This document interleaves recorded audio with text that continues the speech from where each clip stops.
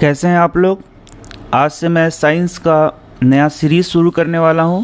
आज मैं आपको क्लास 10 चैप्टर 1 से शुरू करने वाला हूं और हमारा स्ट्रेटजी ये रहेगा एनसीईआरटी को पूरा कवर करना और एनसीईआरटी में प्रत्येक लाइंस को पढ़ना और उससे जितने भी प्रश्न आते होंगे उन्हें बताना। तो आइए हम लोग शुरुआत करते हैं। यह हमारा फर्स्ट वीडियो है एनसीईआरटी क्लास 10 का। तो हम लोग शुरुआत करते हैं। तो आप देख सकते हैं ये फर्स्ट चैप्टर है केमिकल रिएक्शंस एंड इक्वेशंस। तो जैसे कि आप हेल्थ बुक से पढ़ते हैं या फिर स्कूल में पढ़ते हैं या फिर अदर बुक्स से पढ़ते हैं और एनसीईआरटी बहुत कम ही लोग पढ़ना चाहते हैं, तो मैं एनसीईआरटी को ही सिर्फ आपको कवर कराऊंगा और हेल्थ बुक से भी कुछ मैं सहायता लूँगा आगे के चैप्टर्स में, जिससे कि आपके कॉन्सेप्ट सारे क्लियर हो सकें। तो चलिए हम लोग शुरुआत करते हैं। Consider the following situations of daily life and think what happens when। यह लाइन बोलता है कि कुछ कंडीशंस जो डेली लाइफ में आपके होते हैं उसे कंसीडर करिए। जैसे पहला, milk is left at room temperature during summers. यदि हम लोग दूध को गर्मी के दिनों में सिर्फ रूम टेम्परेचर पे छोड़ दें या फिर बोलें कि फ्रिज में ना रख के उसे बाहर रखें तो क्या होगा। An iron tawa pan nail is left expose to humid atmosphere. यदि एक आयरन नेल है उसको आप ह्यूमिड एटमॉस्फेयर में छोड़ दीजिए तो क्या होगा। Grapes get fermented. ग्रेप्स का फर्मेंटेशन होता है तो वो क्या होता है। Food is cooked. यदि फूड को खाना को पकाया जाता है तो उससे क्या होता है। Food gets digested in our body. यदि फूड का डाइजेशन हमारे बॉडी में होता है तो वो क्या होता है। We respire. हम लोग जब रेस्पिरेशन करते हैं तो क्या होता है। In all the above situations, the nature and the identity of the substance have somewhat changed। तो आप यहाँ से देख सकते हैं ये सारे प्रक्रिया यदि होती है तो पहले वो सब्सटेंस तो कुछ था और अब उसका आइडेंटिटी क्या हो जाता है, चेंज हो जाता है और उसकी सारे जो प्रॉपर्टीज़ होते हैं वो क्या होने लगते हैं, चेंज होने लगते हैं। We have already learned about physical and chemical change of matter in our previous classes। तो जैसे कि पीछे क्लासेस में आपने फिजिकल चेंज पढ़ा होगा और केमिकल चेंज पढ़ा होगा, जो कि हम लोगों को यहाँ भी पढ़ना है। Whenever a chemical change occurs, we can say that the chemical reactions has taken place। तो अब देखिए, अब यदि केमिकल चेंज हो रहा है तो हम लोग कह सकते हैं कि केमिकल रिएक्शन हुआ है। तो आइए मैं एक आम भाषा में आपको समझाता हूँ कि केमिकल चेंज और फिज़िकल चेंज किसे कहते हैं।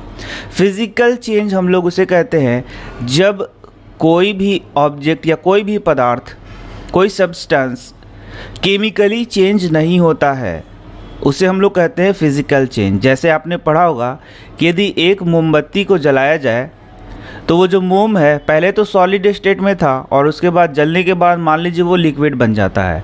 या फिर आपका वाटर है, वाटर को जब आप 3 स्टेजेस जानते हैं, आइस हो सकता है, उसके बाद क्या हो सकता है, आइस में जब आप हीट देंगे तो क्या हो जाएगा, वाटर लिक्विड हो जाएगा जो कि वाटर का फॉर्म कहते हैं, और उसको जब हीट दीजिएगा तो क्या हो जाएगा, वेपर हो जाएगा। तो ये है फिज़िकल चेंज। तो केमिकल चेंज क्या होता है, बड़ा ही आसान है, बस एक वर्ड का आंसर है। जब किसी भी चीज़ का केमिकल कंस्टिट्यूएंट बदल जाए या केमिकली वो चेंज हो जाए तो उसे हम लोग क्या बोलेंगे, केमिकल चेंज। इसका मतलब पहले वह केमिकली कुछ चीज़ और था, अब वह कुछ और चीज़ हो गया है तो उसे हम लोग बोलते हैं केमिकल चेंज। इतना आसान है। तो यदि आप एनसीईआरटी पढ़ रहे हैं और अपने स्कूल में पढ़ रहे हैं तो यहाँ से यहाँ तक आपका कोई भी प्रश्न नहीं बनता है। मैं आपको प्रश्न बताते चलूँगा कि एग्ज़ामिनेशन में आखिर कौन से प्रश्न बहुत ही इम्पॉर्टेंट होते हैं, और यदि आप कम्पिटिटिव एग्ज़ामिनेशन की तैयारी कर रहे हैं तो भी यहाँ से कोई ख़ास प्रश्न आपके लिए नहीं बनता है। चलिए अब देख लेते हैं आगे। You may perhaps be wondering as to what is accurately mean by a chemical reaction। तो जैसे मैंने बताया केमिकल चेंज, क्या बताया, केमिकल चेंज। तो अब हम लोगों को पढ़ना है वो केमिकल चेंज कैसे हो रहा है, उसी को हम लोग क्या बोल सकते हैं, केमिकल रिएक्शन। इसका मतलब ये सीधा सा मतलब है, जब केमिकल रिएक्शन होगा मतलब कोई सब्सटेंस में केमिकल चेंज होगा, मतलब कोई भी पदार्थ में केमिकल चेंज होगा। Let's perform some activities to find the answer to this question. Friends, यदि आप एनसीईआरटी पढ़ते हैं तो हर एक चीज़ क्लियर नहीं होती है। आप 10 लाइन पढ़ेंगे तो आपको एक बात मिलेगी, इसीलिए कोई एनसीईआरटी को नहीं पढ़ना चाहता, लेकिन बहुत बातें सिर्फ आपको 1 से 2 लाइन में ही मिल जाती हैं। तो यही हमारा उद्देश्य है कि हम आपको एनसीईआरटी पूरा पढ़ाएं। यहाँ आप देख सकते हैं एक एक्टिविटी आप देख सकते हैं, एक मैग्नीशियम रिबन लिया गया है, क्लीन उसे साफ़ किया गया है, लगभग 2 सेंटीमीटर लंबा है और उसे हम लोग सैंड पेपर से साफ़ कर लेते हैं। एक मैग्नीशियम रिबन देख लीजिए, उसे हम लोग सैंड पेपर से साफ़ कर लेते हैं। आगे के जो टेक्स्ट है या फिर कहेंगे जो टेक्स्ट बुक के जो क्वेश्चन है उसमें एक प्रश्न आता है कि मैग्नीशियम रिबन को जलाने के पहले उसे साफ़ क्यों किया जाता है। तो उसका आंसर भी मैं बताता हूँ आपको। Hold it with a pair of tongues, सीधे सीधा ये मैं बता देता हूँ आपको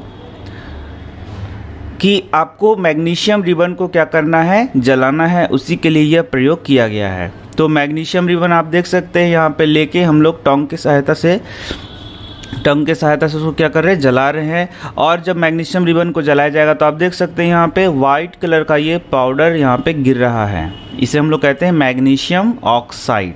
ठीक है, तो burning of magnesium ribbon in air and collection of magnesium oxide in watch glass. तो आप देख सकते हैं यहाँ हम लोगों ने मैग्नीशियम रिबन को जलाया, मैग्नीशियम रिबन को जलाया, किसकी उपस्थिति में जलाया, ऑक्सीजन की उपस्थिति में जलाया। तो क्या हो गया, MgO मैग्नीशियम ऑक्साइड बना। तो आप यहाँ देख सकते हैं कि पहले था ये मैग्नीशियम और अब क्या हो गया, मैग्नीशियम ऑक्साइड। इसका मतलब पहले कुछ और केमिकल था, अभी कुछ और केमिकल है। तो ये कैसा रिएक्शन हो गया, केमिकल रिएक्शन। और इसमें जो हमारा पदार्थ है वह बदल गया, केमिकली वो क्या हो गया, चेंज हो गया। इसी को हम लोग बोलते हैं केमिकल चेंज, और इस प्रकार के रिएक्शन को बोलते हैं केमिकल रिएक्शन। मैं आपको एनसीईआरटी पढ़ा रहा हूँ तो उसी वहाँ पर जो सारी बातें हैं बस मैं वही आपको बताने वाला हूँ। अब यहाँ पे देख लीजिए, ये बोलता है कि मैग्नीशियम को आप जब जलाते हैं तो उसके पहले रब क्यों किया जाता है। तो यदि मैग्नीशियम को छोड़ दिया जाए तो इसके ऊपर भी मैग्नीशियम ऑक्साइड का एक लेयर बन जाता है, और ये मैग्नीशियम ऑक्साइड का जब लेयर बन जाता है तो उसे हटाने के लिए हम लोग उसे क्या करते हैं, रब करते हैं, ताकि मैग्नीशियम को जब जलाया जाए तो वो आसानी से जले। चलिए अभी नेक्स्ट पेज की ओर बढ़ते हैं।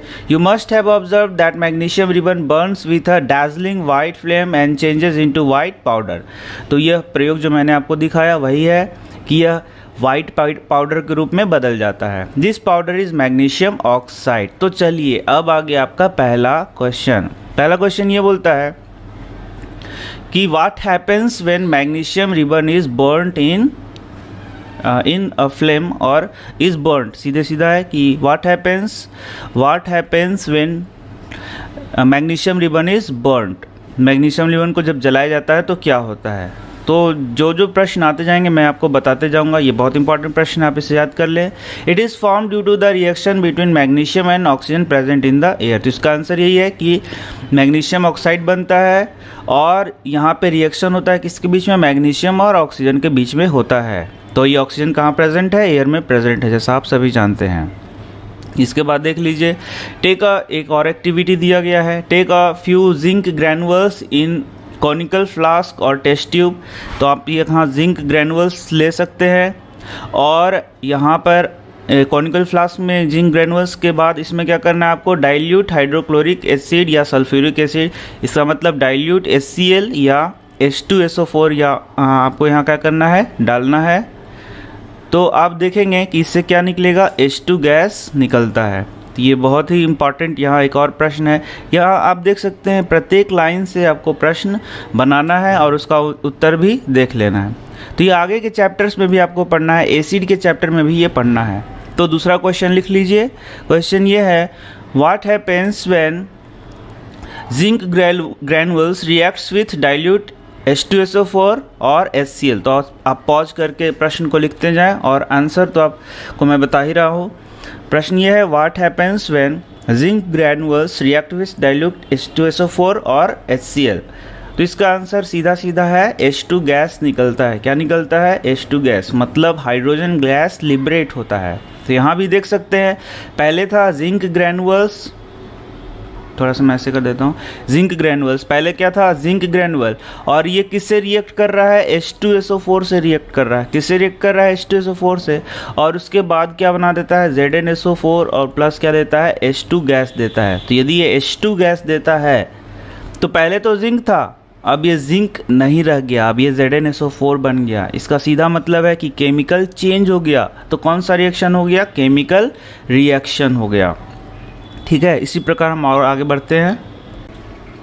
From the above three activities, we can say that any of the following observation help us to determine whether a chemical reaction has taken place. तो यहाँ से एक और प्रश्न जो कि आपके एग्जामिनेशन में पूछा जाएगा, यदि आप CBSE बोर्ड से हैं तो ये प्रश्न आपसे पूछा जा सकता है। यह प्रश्न आप लिख लें। प्रश्न ये है, what are the observations that helps us to determine whether a chemical reactions has taken place or not. वे कौन से ऑब्जर्वेशन है जो कि यह बताते हैं कि केमिकल रिएक्शन हुआ है या नहीं हुआ है। इसका आंसर आप देख सकते हैं यहाँ पे। तो यदि कोई भी केमिकल रिएक्शन हुआ है तो क्या क्या हो सकता है। पहला है तो state change, change in state, state change हो सकता है, मतलब एक स्टेट से दूसरे स्टेट में आ सकता है। कलर उसका क्या हो सकता है, चेंज हो सकता है, पहले कुछ और कलर था। जैसे नेल का कलर आप देख सकते हैं, नेल का कलर पहले कुछ और होता है और जब इसमें जंग लग जाता है तो उसका कलर बदल जाता है। इवोल्यूशन ऑफ गैसेस, यहाँ जो आपने प्रयोग देखा इसमें H2 गैस निकलती है, तो ये भी क्या है, इसका पहचान है कि यहाँ केमिकल रिएक्शन हुआ है। या फिर चेंज इन टेम्परेचर, बहुत सारे ऐसे रिएक्शंस होते हैं जिनको करने पे बहुत ज़्यादा वहाँ पे हीट का फॉर्मेशन होता है, या बहुत ऐसे रिएक्शन है जहाँ पे हीट की आवश्यकता होती है। तो ये हम लोग आगे पढ़ने वाले हैं आगे के पेजेस में। तो ये है सारे वे ऑब्जर्वेशन जो कि बताते हैं कि केमिकल रिएक्शन हुआ है। तो ये आपका तीसरा प्रश्न था। तो इस प्रकार से आप क्वेश्चन आंसर के रूप में पूरे NCERT को पढ़ेंगे तो आपको पता होगा कि आखिर एग्ज़ाम में कौन सा प्रश्न आता है, इन टेक्स्ट प्रश्न कौन कौन से आते हैं। As we observe the changes around us, we can see that there is a large variety of chemical reactions taking place around us. तो इस प्रकार हम देख सकते हैं कि varieties of chemical reactions हैं जो कि हमारे चारों तरफ environment में हो रहे हैं। We'll study about the various types of chemical reaction and their symbolic representation in this chapter. तो वही हम लोगों को इस चैप्टर में पढ़ना भी है जो कि आगे हम लोग पढ़ने वाले हैं। तो यहाँ हम लोग पढ़ने वाले हैं केमिकल इक्वेशन। इसके पहले के पार्ट को आप ज़रूर पढ़ लें ताकि आपको यहाँ सारी बातें समझ में आ सकें। तो इसके पहले जो हम लोगों ने देखा, जो भी पढ़ा, उसमें देखा एक्टिविटी 1.1। उस एक्टिविटी में हमने देखा कि मैग्नीशियम रिबन को जलाया जा रहा था, तो उसी को आगे डिस्क्राइब किया गया है। आइए हम लोग लाइन बाय लाइन और पढ़ते हैं और सारे प्रश्नों को देखते हैं कौन कौन से प्रश्न आते हैं। हो सकता है कि आपको केमिकल इक्वेशन की जानकारी हो तो आप आगे बढ़ सकते हैं, इस वीडियो को थोड़ा आगे बढ़ा दें। और यदि आप NCERT में यह जानना चाहते हैं कि प्रत्येक लाइन में क्या लिखा हुआ है तो आप मेरे साथ बढ़ सकते हैं। तो आइए हम देखते हैं। Activity 1.1 can be described as. तो एक्टिविटी 1.1 जो हम लोगों ने किया उसे इस प्रकार से वर्णन किया जा सकता है। कैसे? When a magnesium ribbon is burnt in oxygen, it gets converted to magnesium oxide। देखिए यह एक बड़ा सा लाइन दिख रहा है आपको। तो जो एक्टिविटी 1.1 इसका मतलब एक केमिकल रिएक्शंस जो हम लोगों ने कराया, एक केमिकल रिएक्शन जो हम लोगों ने कराया उसे हम लोग एक इतने बड़े लाइन से वर्णन कर सकते हैं। तो क्या इस बड़े से लाइन को छोटा भी किया जा सकता है? हाँ, बिल्कुल छोटा किया जा सकता है। This description of a chemical reaction in a sentence form is quite long. ये इतना बड़ा डिस्क्रिप्शन देना बहुत ही लंबा है। It can be written in a shorter form. The simplest way to do this is to write it in the form of a word equation. तो सबसे अच्छा, इससे अच्छा क्या, इतने बड़े वाक्य को बोलने से अच्छा है कि उसको शॉर्ट फॉर्म में लिखा जाए। और वही आप देख सकते हैं, इसको हम लोग वर्ड्स में यहाँ लिख रहे हैं इस प्रकार से, और इसे हम लोग कहते हैं केमिकल इक्वेशन। क्या बोलेंगे? Chemical equation. यहाँ आप देख सकते हैं इक्वेशन, यहाँ एरो साइन दिया हुआ है, यहाँ है लेफ्ट हैंड साइड और ये क्या हो गया, राइट हैंड साइड। इन्हें हम रिएक्टेंट्स कहते हैं और इन्हें क्या बोलेंगे, प्रोडक्ट्स। तो रिएक्टेंट्स किसे कहते हैं? वे पदार्थ जो केमिकल रिएक्शन में भाग लेते हैं उन्हें हम लोग रिएक्टेंट्स कहते हैं, और वे पदार्थ जो कि केमिकल रिएक्शन में बनते हैं उन्हें हम लोग प्रोडक्ट कहते हैं। तो आप देख सकते हैं मैग्नीशियम को ऑक्सीजन की उपस्थिति में जलाया गया तो इन्हें हम रिएक्टेंट कहेंगे, और मैग्नीशियम ऑक्साइड को क्या बोलेंगे, प्रोडक्ट कहेंगे। तो यहाँ से आप एक प्रश्न लिख लीजिए, यदि आप बोर्ड के स्टूडेंट हैं तो आपके लिए बहुत ही इंपॉर्टेंट होगा। ये पहले भी एक बार मैंने प्रश्न आपको बताया, व्हाट इज़ केमिकल इक्वेशन। ये पहला क्वेश्चन क्या है, व्हाट इज़ केमिकल इक्वेशन। और ये दूसरा क्वेश्चन लिख लीजिए, फिर से मैं लिखवा देता हूँ, what happens when magnesium is burned in oxygen. What happens when magnesium is burned in oxygen, right a chemical equation. एक केमिकल इक्वेशन लिखें। तो आप आंसर में क्या है, आंसर में आपको यही लिख देना है, मैग्नीशियम ऑक्सीजन की उपस्थिति में जलता है तो क्या होता है, मैग्नीशियम ऑक्साइड बनता है। चलिए, तो मैं आपको प्रश्न भी बताता चलूँगा, आंसर भी बताता चलूँगा, जिससे आपको प्रॉब्लम नहीं हो। तो ये तो मैंने सारी बातें आपको बता दी, तो आप आगे वीडियो को बढ़ा सकते हैं या फिर आपको मन है तो मेरे साथ पढ़ें। The substance that undergo chemical change in reaction 1.1 magnesium and oxygen are the reactants। ये मैंने बताया मैग्नीशियम और ऑक्सीजन क्या है, reactants. The new substance magnesium oxide form during the reaction is the product. और मैग्नीशियम ऑक्साइड को हम लोग क्या बोल रहे हैं, प्रोडक्ट बोल रहे हैं।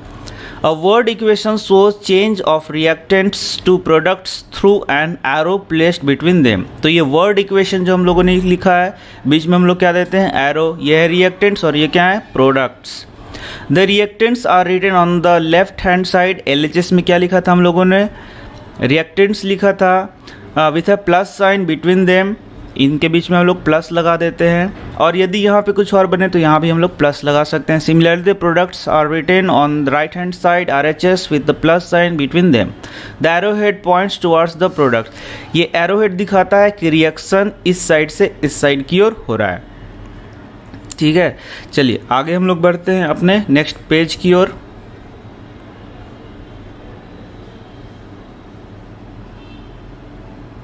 फ्रेंड्स, मैं आपको एक बात बता दूं, यदि आप ये सारी चीज़ें जानते हैं तो आगे भी आप बढ़ सकते हैं, या फिर यदि आप प्रत्येक लाइन को पढ़ना चाहते हैं तो मेरे साथ आप बने रह सकते हैं, क्योंकि बहुत सारी चीज़ें आपको आती हैं।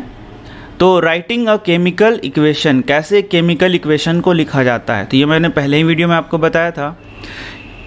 Is there any other shorter way to representing chemical equation. जैसे हम लोग केमिकल इक्वेशंस को बोला कि मैग्नीशियम को जब ऑक्सीजन की उपस्थिति में जलाते हैं तो क्या बनता है, मैग्नीशियम ऑक्साइड बनता है। तो देखिए यह बात हम लोगों ने कैसे लिखी थी, ऐसे लिखी थी, magnesium plus oxygen magnesium oxide. तो क्या इसको और शॉर्ट फॉर्म में लिख सकते हैं, बिल्कुल लिख सकते हैं, और यही देख सकते हैं आप, ये शॉर्ट फॉर्म इसका है। Mg प्लस O2 से क्या बन गया, MgO। तो यहाँ से यहाँ तक कोई खास पॉइंट्स नहीं है जो कि आपके एग्जामिनेशन में पूछे जाएंगे, उन्हीं को ये वर्णन किया गया है कि अब हम लोग जो वर्ड इक्वेशन है उसको हम लोग फॉर्मूले के द्वारा या फिर उसको सिंबल के द्वारा रिप्रेजेंट करते हैं। जैसे मैग्नीशियम को हम लोग Mg से रिप्रेजेंट करते हैं, O2 एलिमेंटल फॉर्म है, इसे O से नहीं बल्कि O2 से रिप्रेजेंट करेंगे, और जबकि मैग्नीशियम ऑक्साइड को MgO से रिप्रेजेंट करेंगे। तो यहाँ से आपका कोई भी प्रश्न नहीं बनता है। चलिए अब हम लोग आगे बढ़ते हैं। Count and compare the number of atoms of each element on the LHS and RHS of the arrow. Is the number of atoms of each element is same on both the sides? If not, then the equation is unbalanced because the mass is not the same as both side of the equation. Such a chemical equation is a skeletal chemical equation. चलिए अभी एक और question आ गया, वह है, आप लिख लीजिए इस क्वेश्चन को, फिर मैं बताता हूँ इसका आंसर। प्रश्न लिख लीजिए, व्हाट इज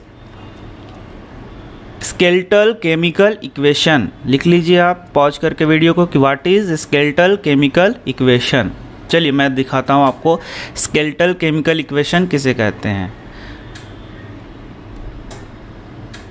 चलिए अब NCERT से थोड़ा सा अलग हम लोग हटते हैं और स्केलेटल केमिकल इक्वेशन या फिर सारी बातों को देखते हैं। तो जैसे कि हम लोगों ने देखा Mg प्लस O2, इससे क्या बनता है, MgO। तो यदि आप नहीं जानते हैं तो आप इसे आगे बढ़े, नहीं तो वीडियो को आगे बढ़ा सकते हैं। चलिए अब देखते हैं। तो यहाँ पे आपको समझना है ये Mg क्या है, एक एलिमेंट है। O2 क्या है, ऑक्सीजन का एलिमेंटल फॉर्म है। और MgO क्या है, यह एक कंपाउंड है। ठीक है, अब देखिए, तो यहाँ आपको देखना है, पहले तो आपको एटम्स गिनने होंगे या फिर आपको एटम गिनने आना चाहिए, और दूसरा आपको मॉलिक्यूल गिनना आना चाहिए। तो आप देख सकते हैं यहाँ पे ये मैग्नीशियम है, तो मैग्नीशियम के यहाँ 1 एटम है। कितना एटम है, 1। और ये ऑक्सीजन एक मॉलिक्यूल है, और यहाँ O का कितना एटम है, 2। यहाँ MgO एक कंपाउंड है, या फिर बोलेंगे एक मॉलिक्यूल भी बोल सकते हैं। यहाँ यदि आगे 1 लिखा हुआ है तो कितना मॉलिक्यूल है, 1 मॉलिक्यूल है। तो 1 मॉलिक्यूल ऑफ MgO में Mg कितना है, 1, और ऑक्सीजन भी कितना है, 1। ये पहले आपको जानना होगा कि कभी भी, जैसे मैं लिख देता हूँ CaCO3, इससे मैं बना देता हूँ CaO + CO2। तो आपको इसमें प्रत्येक एलिमेंट के एटम को गिनना आना चाहिए, तभी आप आगे बढ़ सकते हैं। देखिए NCERT में बहुत सारी बातों को 1 या 2 लाइन में वर्णन किया गया है, लेकिन आपको पूरी तरीके से समझने के लिए बहुत सारी चीज़ें सीखनी होंगी। तो जैसे कि यहाँ आप देख सकते हैं CaCO3 को हम लोग एक मॉलिक्यूल बोल सकते हैं। इसमें C का कितना एटम हो गया, 1। सीधा इसको गिन लीजिए, यहाँ पे कितना हो गया, 1। C मतलब कार्बन, कार्बन का कितना एटम हो गया, 1। और ऑक्सीजन का एटम ये 3, O3 है, मतलब कितना हो गया, 3। CaO, C का कितना एटम हो गया, 1। O का कितना एटम हो गया, 1। यहाँ पे C का कितना एटम हो गया, 1। और O का कितना हो गया, 2। तो इस प्रकार से आप एटम गिन सकते हैं। चलिए, तो आप यहाँ देख रहे हैं, यहाँ है 1 मैग्नीशियम और यहाँ कितना है, 2 ऑक्सीजन। ये है रिएक्टेंट्स, क्या बोलेंगे, रिएक्टेंट। और ये क्या हो गया, प्रोडक्ट हो गया। तो पहले तो ये जानिए, जितना रिएक्टेंट होगा उतना ही प्रोडक्ट होना चाहिए। ये law of conservation of mass आपने क्लास 9th में पढ़ा होगा कि जितना रिएक्टेंट होना चाहिए उतना ही क्या होगा, प्रोडक्ट बाय मास। मान लीजिए यहाँ 10 kg आप यूज़ कर रहे हैं, तो यहाँ भी कितना होगा, 10 kg। ये नियम है। तो ऐसा नहीं है कि यहाँ आप 9 kg यूज़ करिए तो यहाँ 10 kg होगा, या यहाँ 10 kg यूज़ करिए तो यहाँ 9 kg होगा। ऐसा नहीं हो सकता। हमेशा रिएक्टेंट का जितना वजन होगा उतना ही प्रोडक्ट होना चाहिए। कंजर्वेशन ऑफ मास का लॉ है। तो आप देखिए, यदि आप यहाँ Mg का वजन, Mg कितना है, 1, तो यहाँ भी Mg कितना है, 1, लेकिन O यहाँ है 2 और O यहाँ कितना है, 1। तो ये हो गया आपका, इसका मास में क्या हो जाएगा, डिफरेंस। तो इसका मतलब ये हो गया Mg + O2 से क्या बन गया, MgO। यदि हमने लिखा है तो इसका मास तो बराबर है, लेकिन O का मास क्या हो गया, यहाँ चेंज हो गया। तो इस प्रकार से इसे हम लोगों को क्या करना होगा, बैलेंस करना होगा। तो यहाँ पे हम इस प्रकार से बैलेंस करना मैं अलग से आपको बताऊंगा। एक मैं बैलेंस करके दिखाता हूँ, शायद आपको आता भी होगा। तो यहाँ लिख सकते हैं Mg + O2 से लिख सकते हैं 2 MgO, और यहाँ पे लिख सकते हैं 2। तो देखिए अब Mg कितना हो गया, 2, तो यहाँ भी 2। O कितना हो गया, 2, तो यहाँ 2O, O भी 2 हो गया। तो जब ये हो गया बैलेंस्ड इक्वेशन, इसे हम लोग क्या बोलते हैं, बैलेंस्ड इक्वेशन। और ये हो गया अनबैलेंस्ड इक्वेशन, इसे हम लोग क्या बोलेंगे, अनबैलेंस्ड इक्वेशन। यही यहाँ पढ़ाया गया है। ये Mg + O2 आप देख सकते हैं, यहाँ पे लिखा हुआ है Mg + O2 से MgO। ये है एक अनबैलेंस्ड इक्वेशन। कैसा इक्वेशन है, और इसे ही हम कहते हैं स्केलेटल, यहाँ देख सकते हैं आप, स्केलेटल केमिकल इक्वेशन। तो स्केलेटल केमिकल इक्वेशन उसे कहेंगे जिसमें रिएक्टेंट्स और प्रोडक्ट्स के जो एटम्स हैं या मॉलिक्यूल्स हैं उनको सिर्फ एक वर्णन किया गया है, जबकि उनको बैलेंस नहीं किया गया। इसको सिर्फ बताया गया है कि इस रिएक्शन में यह हो रहा है, लेकिन एटम्स और मॉलिक्यूल्स को बैलेंस नहीं किया गया है। इसका मतलब जो अनबैलेंस्ड इक्वेशन है उसे ही हम लोग क्या कह सकते हैं, स्केलेटल केमिकल इक्वेशन। तो अभी तक हम लोगों ने एक स्केलेटल जो इक्वेशन होता है, ये देखिए, ये जो स्केलेटल एक इक्वेशन था उसके बारे में देखा, और इस वीडियो में हम देखेंगे, इसे हम लोग अनबैलेंस्ड इक्वेशन भी कहते हैं। और इस वीडियो में हम आगे की ओर पढ़ रहे हैं, तो हम लोग देखेंगे कि कोई केमिकल इक्वेशन है या फिर कोई एक स्केलेटल इक्वेशन है तो उसको किस प्रकार से बैलेंस किया जा सकता है। तो इस वीडियो में मैं NCERT से में जो इतना वर्णन है उतना ही बता रहा हूँ, यदि आपको केमिकल इक्वेशन को बैलेंस करना है और अच्छी तरीके से आपको पढ़ना है तो आप यूट्यूब पे बहुत सारे और भी वीडियोज़ हैं, वहाँ उसे आप सर्च कर सकते हैं। हम लोगों का एम है NCERT, तो मैं NCERT को ही सिर्फ कवर करने वाला हूँ। तो यहाँ पे आप देख सकते हैं जैसे कुछ केमिकल इक्वेशंस लिखे हुए हैं, तो मैं आपको अब बता रहा हूँ कि ये बैलेंस कैसे किया जाता है या फिर, तो आप देख सकते हैं यहाँ पे ये कुछ स्केलेटल इक्वेशंस हम लोगों ने लिखा है और ये बैलेंस्ड नहीं है। तो एक एक बात मैं आपको पहले बता रहा हूँ। सबसे पहले आप देख लीजिए, ये है मैग्नीशियम, ये है ऑक्सीजन और ये क्या है MgO। यदि हम पहले इक्वेशन की ओर बढ़ें तो ये मैग्नीशियम जब ऑक्सीजन से रिएक्ट करता है तो MgO का फॉर्मेशन करता है। तो यहाँ पे आप देख सकते हैं सबसे पहले तो आपको एटम गिनना आना होगा और फिर मॉलिक्यूल पहचानना होगा। तो आप देख सकते हैं कि यह Mg एक एलिमेंट है और ऑक्सीजन भी एलिमेंटल फॉर्म है, लेकिन इसे हम लोग मॉलिक्यूल बोलेंगे। O2 का क्या है, एक मॉलिक्यूल है, और MgO का भी क्या है, एक मॉलिक्यूल है। यहाँ आप देख सकते हैं H2SO4 का एक मॉलिक्यूल है, ZnSO4 का एक मॉलिक्यूल है। तो सबसे पहले तो आप पहचानें कि एटम्स क्या होते हैं या फिर किसी एक मॉलिक्यूल में एटम्स को पहचानना सीखें। तो यहाँ आप देख लीजिए ये Mg है, तो मैग्नीशियम में कितने एटम्स हो गए, एक। ऑक्सीजन में कितने एटम हो गए, दो। यहाँ पे मैग्नीशियम MgO में मैग्नीशियम के कितने एटम हो गए, 1, और ऑक्सीजन के कितने एटम हो गए, 1। इसी प्रकार से आप Zn प्लस H2SO4 से क्या बन रहा है, ZnSO4 प्लस H2। यहाँ भी आप एटम पहचान सकते हैं। Zn के कितने एटम है, 1। H के एटम है 2, S के कितने एटम है 1 और O के कितने एटम है 4। और इधर प्रोडक्ट में आप देख सकते हैं Zn के कितने एटम है 1, S के 1 है और O के क्या है 4, और इधर H के कितने एटम है 2। तो इस प्रकार सबसे पहले तो आपको एटम्स को गिनने आना चाहिए।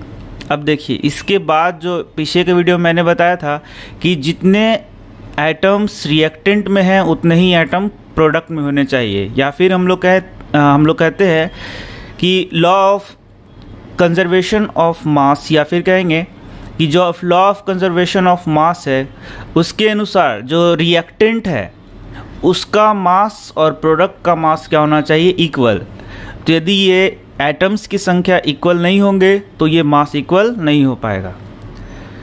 तो सबसे पहले जब हम लोग रिएक्शन लिखते हैं तो इस प्रकार से रिएक्शन लिखते हैं, और उसके बाद हम लोग क्या करते हैं, इसको बैलेंस करते हैं। और बैलेंस करने का क्या मतलब होता है कि दोनों तरफ एटम्स का संख्या क्या हो, इक्वल हो। तो आइए अब NCERT में देखते हैं। आप देख सकते हैं यहाँ पे NCERT में जो वर्णन है वही मैं बता रहा हूँ आपको।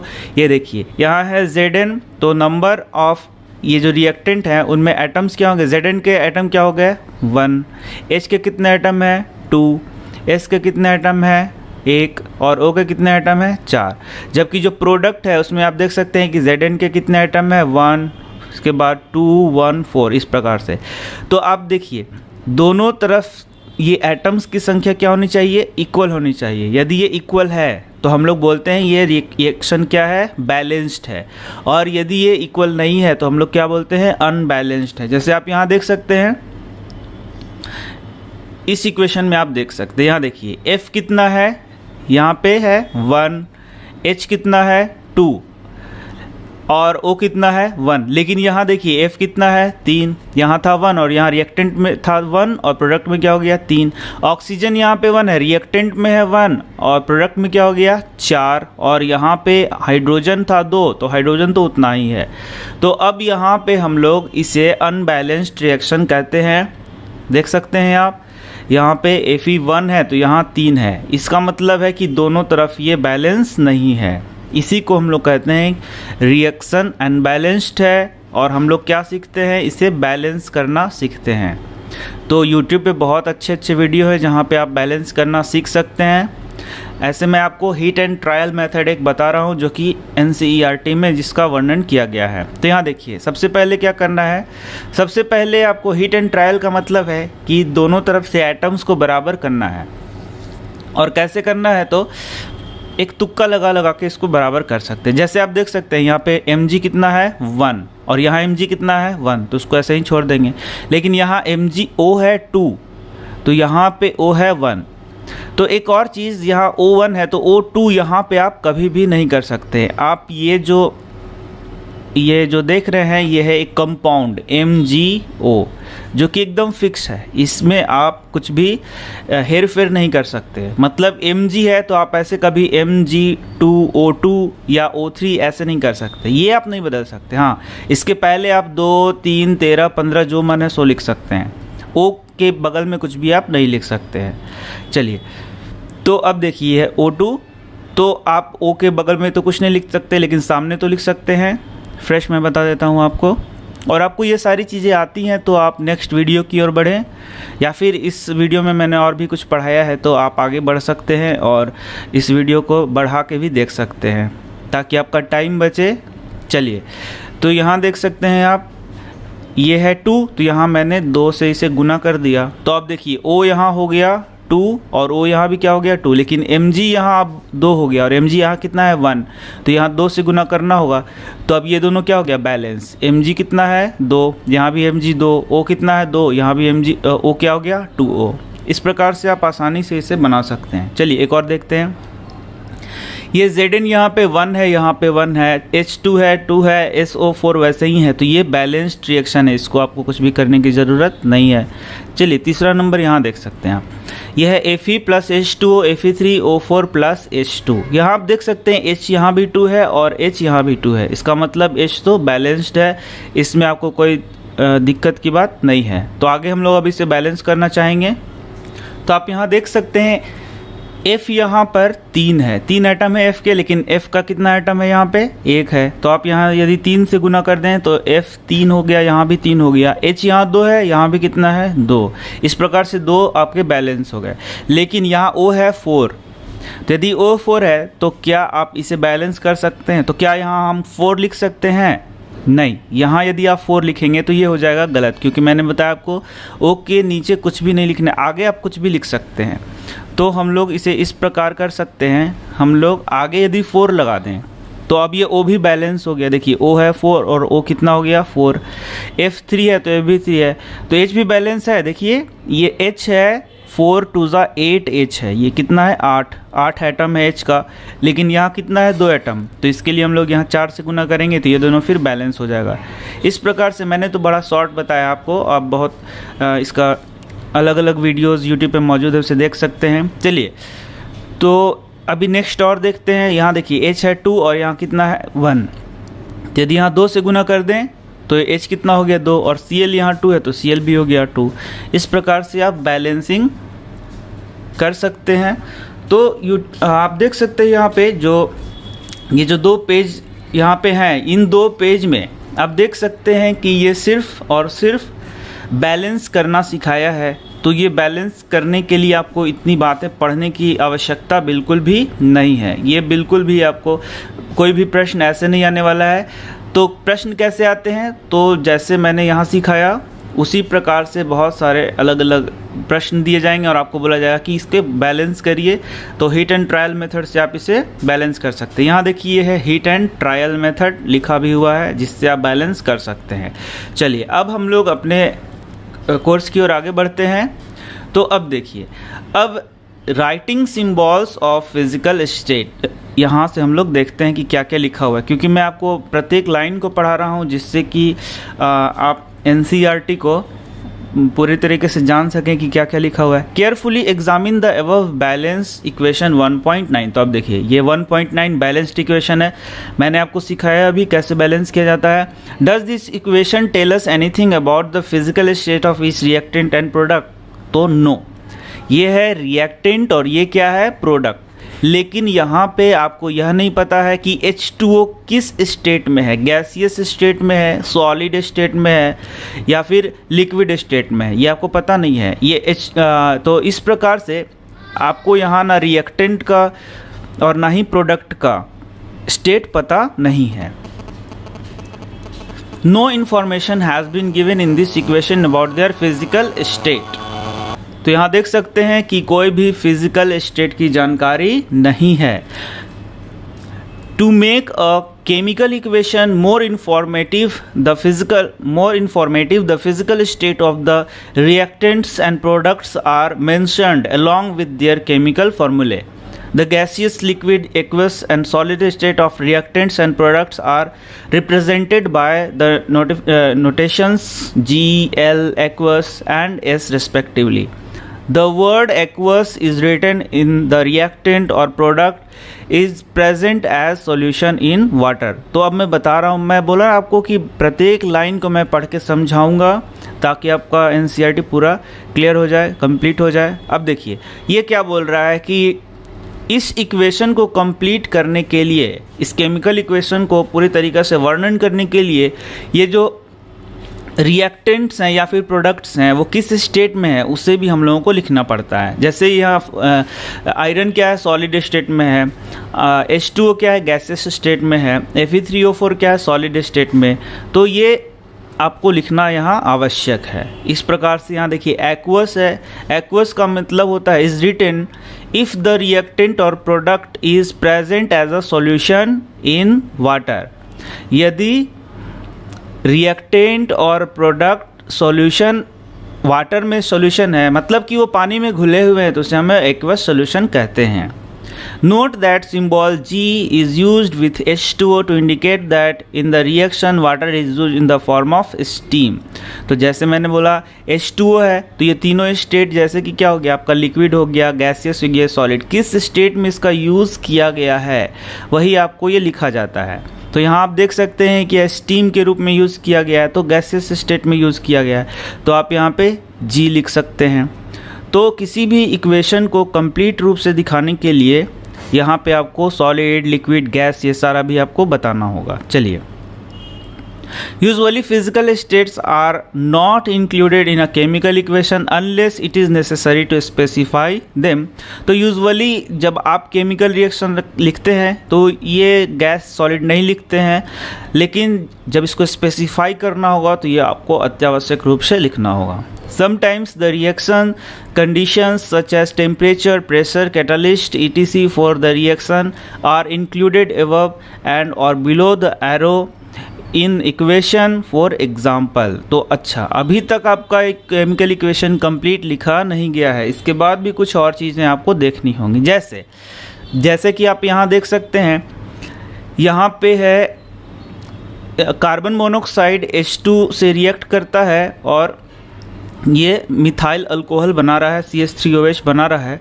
तो यहाँ पे आप देख सकते हैं कि ये गैस, लिक्विड तो हमने लिख दिया, लेकिन एक और चीज़ यहाँ पे हमको दिखाना होगा और ये है प्रेशर, और कभी कभी आपको टेम्परेचर भी दिखाना होगा। ये सारी बातें भी आपको बतानी होगी, तब आप बोल सकते हैं कि हमारा केमिकल इक्वेशन का रिप्रेजेंटेशन क्या है, कंप्लीट है। अब यहाँ भी देख सकते हैं आप, यहाँ लिखा हुआ है सनलाइट और chlorophyll.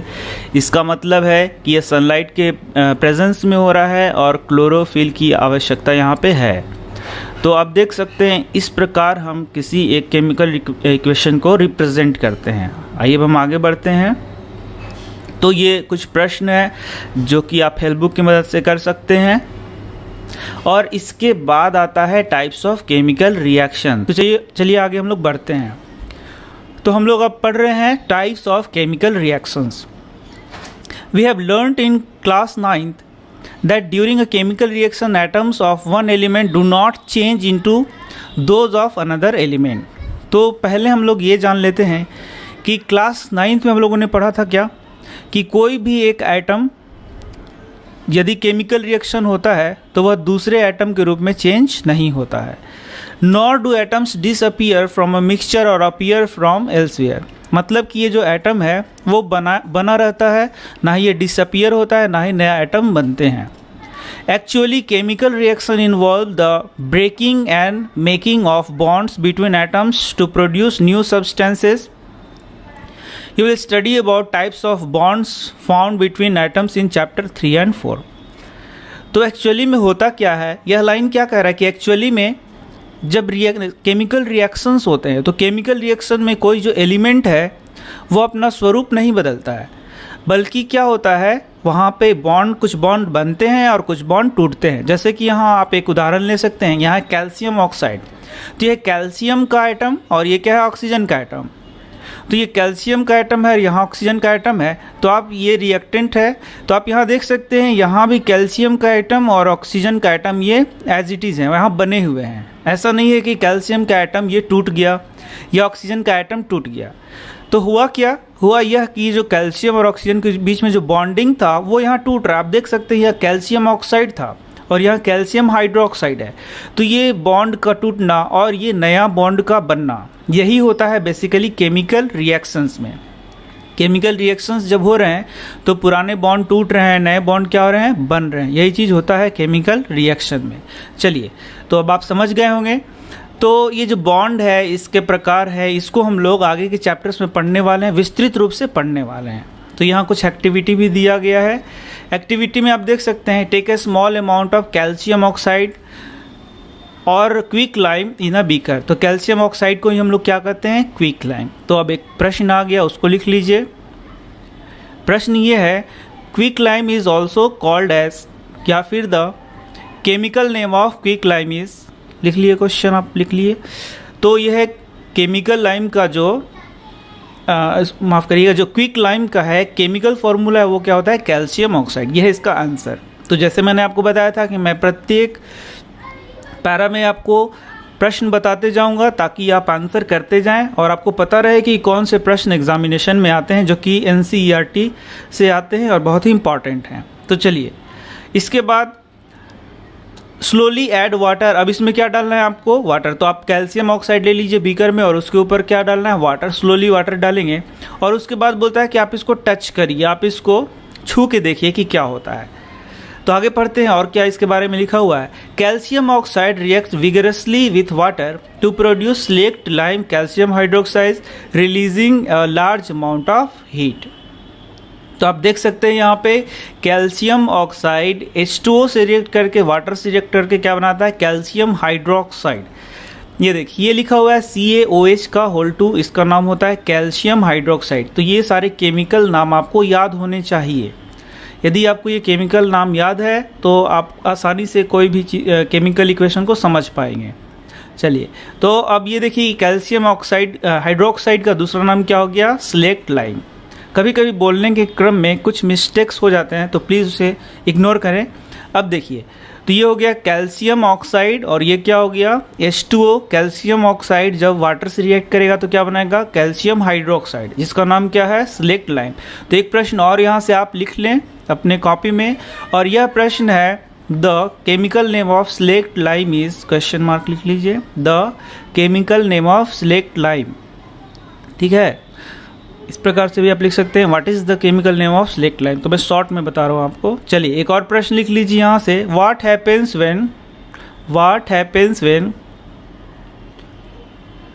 When calcium oxide reacts with water. ये प्रश्न भी आप लिख लीजिए और इसका आंसर मैं बताता हूँ। तो प्रश्न है कि क्या होता है जब कैल्शियम ऑक्साइड वाटर से रिएक्ट करता है।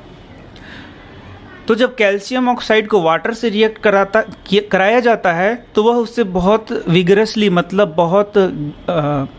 बहुत प्रचंडता से वह उससे रिएक्ट करता है और स्लेक्ट लाइम बनाता है। और क्या बनाता है, कैल्शियम हाइड्रोक्साइड। तो ये बहुत ही इंपॉर्टेंट प्रश्न है जो कि एग्जामिनेशन में पूछा जाता है।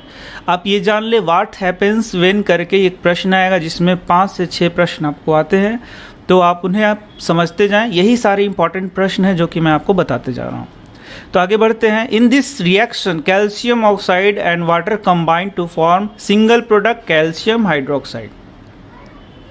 तो हाँ, यहाँ आप देख सकते हैं कि कैल्शियम ऑक्साइड है और ये क्या है, वाटर है, और ये क्या बनाते हैं, एक सिंगल प्रोडक्ट बनाते हैं कैल्शियम हाइड्रोक्साइड, और इसी को हम लोग बोलते हैं कॉम्बिनेशन रिएक्शन। यही हमारा टॉपिक था।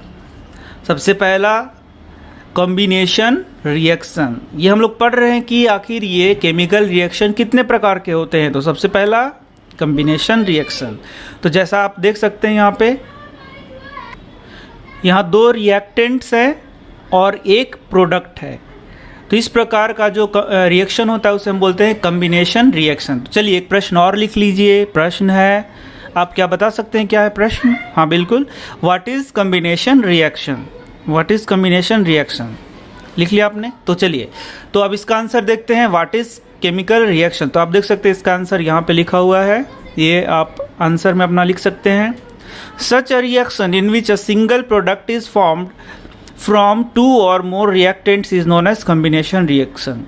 वैसे रिएक्शन जिनमें एक सिंगल प्रोडक्ट का फॉर्मेशन होता है, वैसे रिएक्शन जिनमें सिंगल प्रोडक्ट का फॉर्मेशन होता है जब 2 या 2 से अधिक रिएक्टेंट्स आपस में रिएक्ट करते हैं, उसी को हम लोग क्या बोलते हैं, कॉम्बिनेशन रिएक्शन। तो आपने समझ लिया, क्या समझा, सिंगल प्रोडक्ट बनना चाहिए। कितना प्रोडक्ट बनना चाहिए, सिंगल प्रोडक्ट। ये है प्रोडक्ट और ये है रिएक्टेंट्स।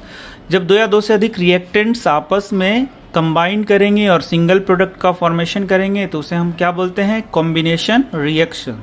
चलिए एक और प्रश्न लिख लीजिए, give example of combination reaction. तो आप प्लीज़ ये सारे प्रश्न को भी लिखते जाइए और आंसर भी खुद से ही करते जाइए। चलिए अब यहाँ देखिए, डू यू नो, ये भी आपको करना है। ये जो येलो बॉक्स दिख रहा है इससे भी बहुत इंपॉर्टेंट प्रश्न पूछे जाते हैं, हमेशा पूछे जाते हैं, तो आप इसे इग्नोर नहीं कर सकते हैं।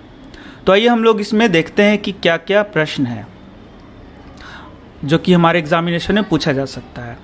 चलिए, a solution of slaked lime produced by the reaction 1.13 is used for white washing walls. अब देखिए एकदम इम्पॉर्टेंट जो प्रश्न होते हैं वो इस येलो बॉक्स से पूछे जाते हैं। तो यहाँ आप देख सकते हैं जो अभी हम लोगों ने तुरंत पढ़ा, कैल्शियम ऑक्साइड। अब मार्केट से कैल्शियम ऑक्साइड लाइए, उसे पानी में मिलाइए और जब पानी में मिलाएंगे तो आपको क्या बन जाएगा, स्लेक्ट लाइम।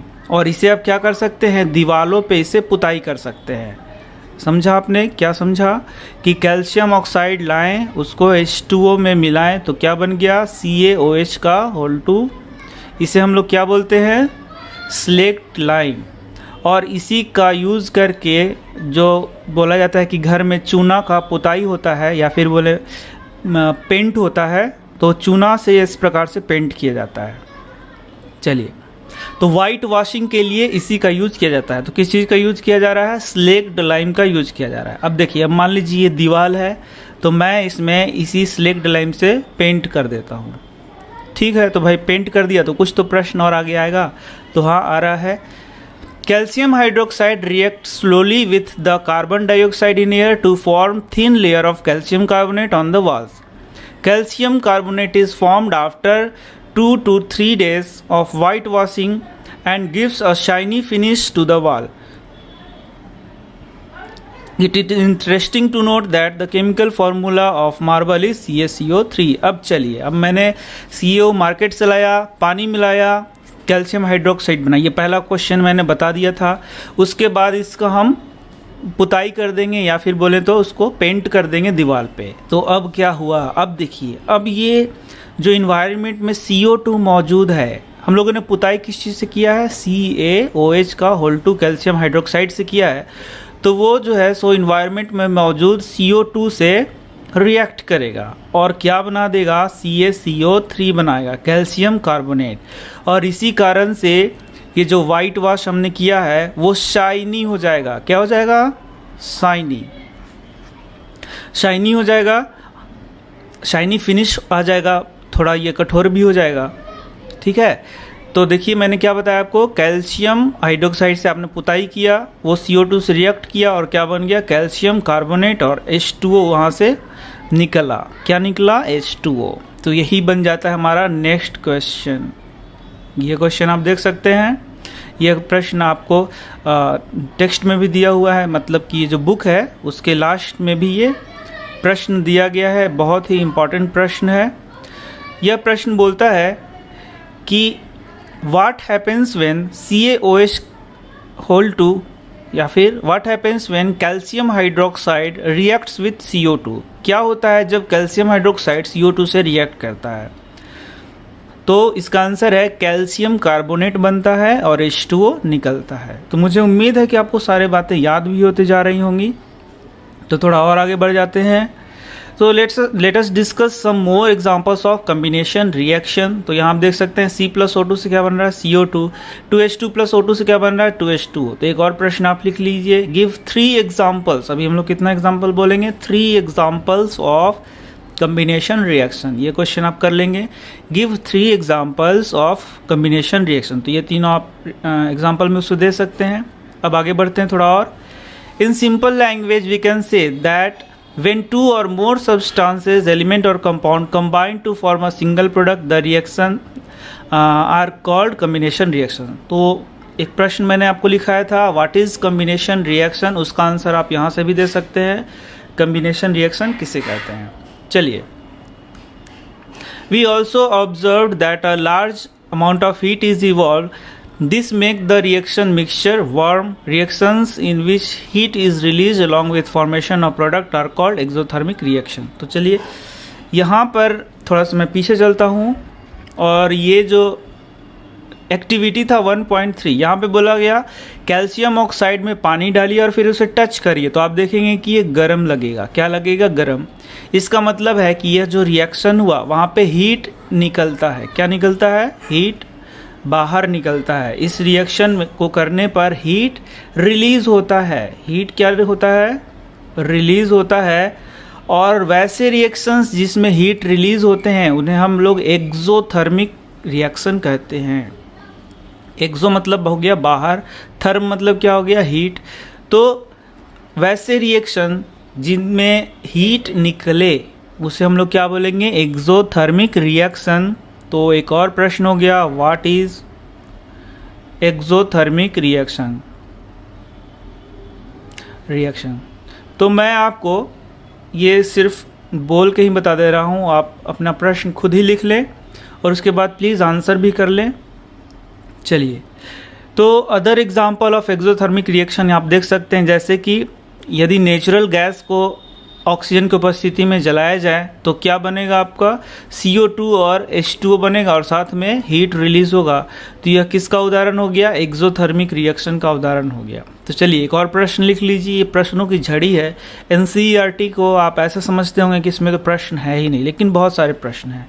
तो एक और प्रश्न लिख लीजिए, what happens when CH4 is burned, और what happens when natural gas is burned, कि नेचुरल गैस जब जलाया जाता है तो क्या होता है। तो ये CH4 नेचुरल गैस कह रहे हैं, इसको जलाने पे क्या मिलेगा? CO2 और H2O मिलेगा और साथ में क्या निकलेगा? हीट। तो अब एक बात और समझिए, जब भी आप प्रश्न लिखते हैं तो इक्वेशन को आपको लिखना होगा। ऐसा नहीं कि आप प्रश्न केवल शब्दों में लिख दें, इक्वेशन आप नहीं लिखेंगे तो मार्क्स आपके कट जाते हैं। We all know that we need energy to stay alive. We get this energy from the food we eat. During digestion, food is broken down into simpler substances. For example, rice, potatoes, and bread contain carbohydrates. These carbohydrates are broken down to form glucose. This glucose combines with oxygen. तो ये तो बहुत detail मैं पढ़ाऊँगा आपको। ये जो digestion है, respiration है, यहाँ पे मैं इसको चर्चा नहीं करूँगा, ये मैं बायोलॉजी में पढ़ाऊँगा आपको। ये मैं जब बायोलॉजी का चैप्टर 6 शुरू करूँगा तब आपको पढ़ाऊँगा, क्योंकि इसका चर्चा करना यहाँ संभव नहीं है, बहुत डिटेल में पढ़ना होता है, बहुत डिटेल में पढ़ना होता है। ये मैं आपको ये 5 मिनट के वीडियो में नहीं बता सकता। तो ये हम लोग पढ़ेंगे बायोलॉजी में, चैप्टर 6 में आपका पढ़ेंगे, तो वहीं से आप इसे पढ़ लें। मैं उसका वीडियो डालने वाला हूँ, ठीक है। तो ये सारा मैं वहीं पे आपको बताऊंगा। वहाँ भी आप देख सकते हैं, ये रिएक्शन आप देख सकते हैं कि ये ग्लूकोज जब ऑक्सीजन की उपस्थिति में ब्रेक डाउन हो रहा है तो क्या बन रहा है? एनर्जी। और ये रेस्पायरेशन का एक इक्वेशन दिया हुआ है कि जब रेस्पायरेशन होता है तो ग्लूकोज ऑक्सीजन की उपस्थिति में टूटता है और एनर्जी निकलता है। तो ये भी कैसा रिएक्शन हो गया? एक्सोथर्मिक रिएक्शन हो गया, ठीक है। चलिए, तो एक और प्रश्न लिख लीजिए, give examples of exothermic reaction. तो ये आप लिख लीजिए और इसका आंसर भी कर लीजिए। The decompositions of vegetable matter into compost is also an example of exothermic reaction. तो ये भी आप इस अपने प्रश्न में इसका आंसर में ये लिख सकते हैं। Identify the type of reaction taking place in 1.1 where heat is given out along with formation of simple product। तो वो भी कैसा एग्जाम्पल हो गया? एक्सोथर्मिक रिएक्शन का एग्जाम्पल हो गया। तो ये सारे एक्सोथर्मिक एग्जाम्पल हैं जो कि आप अपने आंसर में लिख सकते हैं। तो ये हम लोग शुरुआत करते हैं डिकम्पोजिशन रिएक्शन। तो डिकम्पोजिशन रिएक्शन के पहले यहाँ आप देख सकते हैं एक एक्टिविटी है, एक्टिविटी 1.5, और ये एक्टिविटी क्या कहता है वो पहले हम लोग देख लेते हैं। इस एक्टिविटी में कहा गया है take about 2 gram ferrous sulphate crystal in a dry boiling tube. 2 gram ferrous sulphate crystal को लें एक ड्राई बॉइलिंग ट्यूब में। Note the colour of the ferrous sulphate crystal, और उसके बाद उसके कलर को देख लें और उसके बाद धीरे धीरे इसे हीट करें और फिर उसके बाद इसके कलर को ऑब्ज़र्व करें। तो आइए देखते हैं क्या कह रहा है। ये कह रहा है कि सबसे पहले आपको फेरस सल्फेट क्रिस्टल लेना। ये देखिए यही है फेरस सल्फेट क्रिस्टल, और इसके कलर को आपको नोट कर लेना है और इसके बाद इसे हीट करना है और उसके बाद जो इसका कलर चेंज होता है वह आपको देखना है। तो यह एक प्रयोग है जिसके द्वारा आपको कुछ बताया जाएगा, और कुछ क्या बताया जाएगा, यह डिकम्पोजिशन रिएक्शन को एक्सप्लेन करने के लिए यह रिएक्शन करवाया जा रहा है। तो आप देख सकते हैं यहाँ पे यह है फेरस सल्फेट का क्रिस्टल FeSO4 7H2O, जिसका कलर क्या होता है, ग्रीन होता है। Have you noticed that the green color of the ferrous sulfate crystal has changed? और जब आप इसको गर्म करेंगे तो इसका कलर क्या हो जाता है, चेंज हो जाता है। तो आइए हम लोग देखते हैं किस प्रकार से इसका कलर चेंज होता है। तो सबसे पहले आप देख लीजिए फेरस सल्फेट क्रिस्टल को FeSO4 7H2O कहेंगे। फेरस सल्फेट के क्रिस्टल को क्या बोलेंगे, FeSO4 7H2O, जिसका कलर क्या था, ग्रीन। इसके बाद जब इसको हीट किया जाता है तो ये डिहाइड्रेटेड हो जाता है, मतलब इसका वाटर उड़ जाता है। ये अभी हाइड्रेटेड है, मतलब इसमें वाटर जुड़ा हुआ है, लेकिन जब इसे हीट करेंगे तो ये डिहाइड्रेटेड हो जाएगा और इसका वाटर उड़ जाएगा। इसके बाद बच जाएगा फेरस सल्फेट। ये देखिए ये है फेरस सल्फेट। अब जब आप इसे फर्दर हीट करेंगे तो इससे क्या बन जाएगा, फेरिक ऑक्साइड बनेगा, SO2 बनेगा और SO3 बनेगा। ठीक है, तो सबसे पहले तो आप 2 प्रश्न लिख लीजिए। पहला प्रश्न, what is the chemical formula of ferrous sulphate crystal and what is its colour, ये पहला प्रश्न है। और दूसरा प्रश्न है, what happens when ferrous sulphate crystal is heated. Ferrous sulphate crystal को हीट करने पे क्या होता है। ये दोनों प्रश्न आप लिख लीजिए और इसका आंसर भी आप लिख लेंगे। चलिए अब आंसर मैं सेकंड वाले का आंसर आपको डिटेल बता देता हूँ। देखिए ferrous sulphate crystal FeSO4 7H2O lose water when heated and the colour of crystal changes. It then decomposes to ferric oxide, sulphur dioxide and sulphur trioxide. Ferric oxide is a solid while SO2 and SO3 are gases.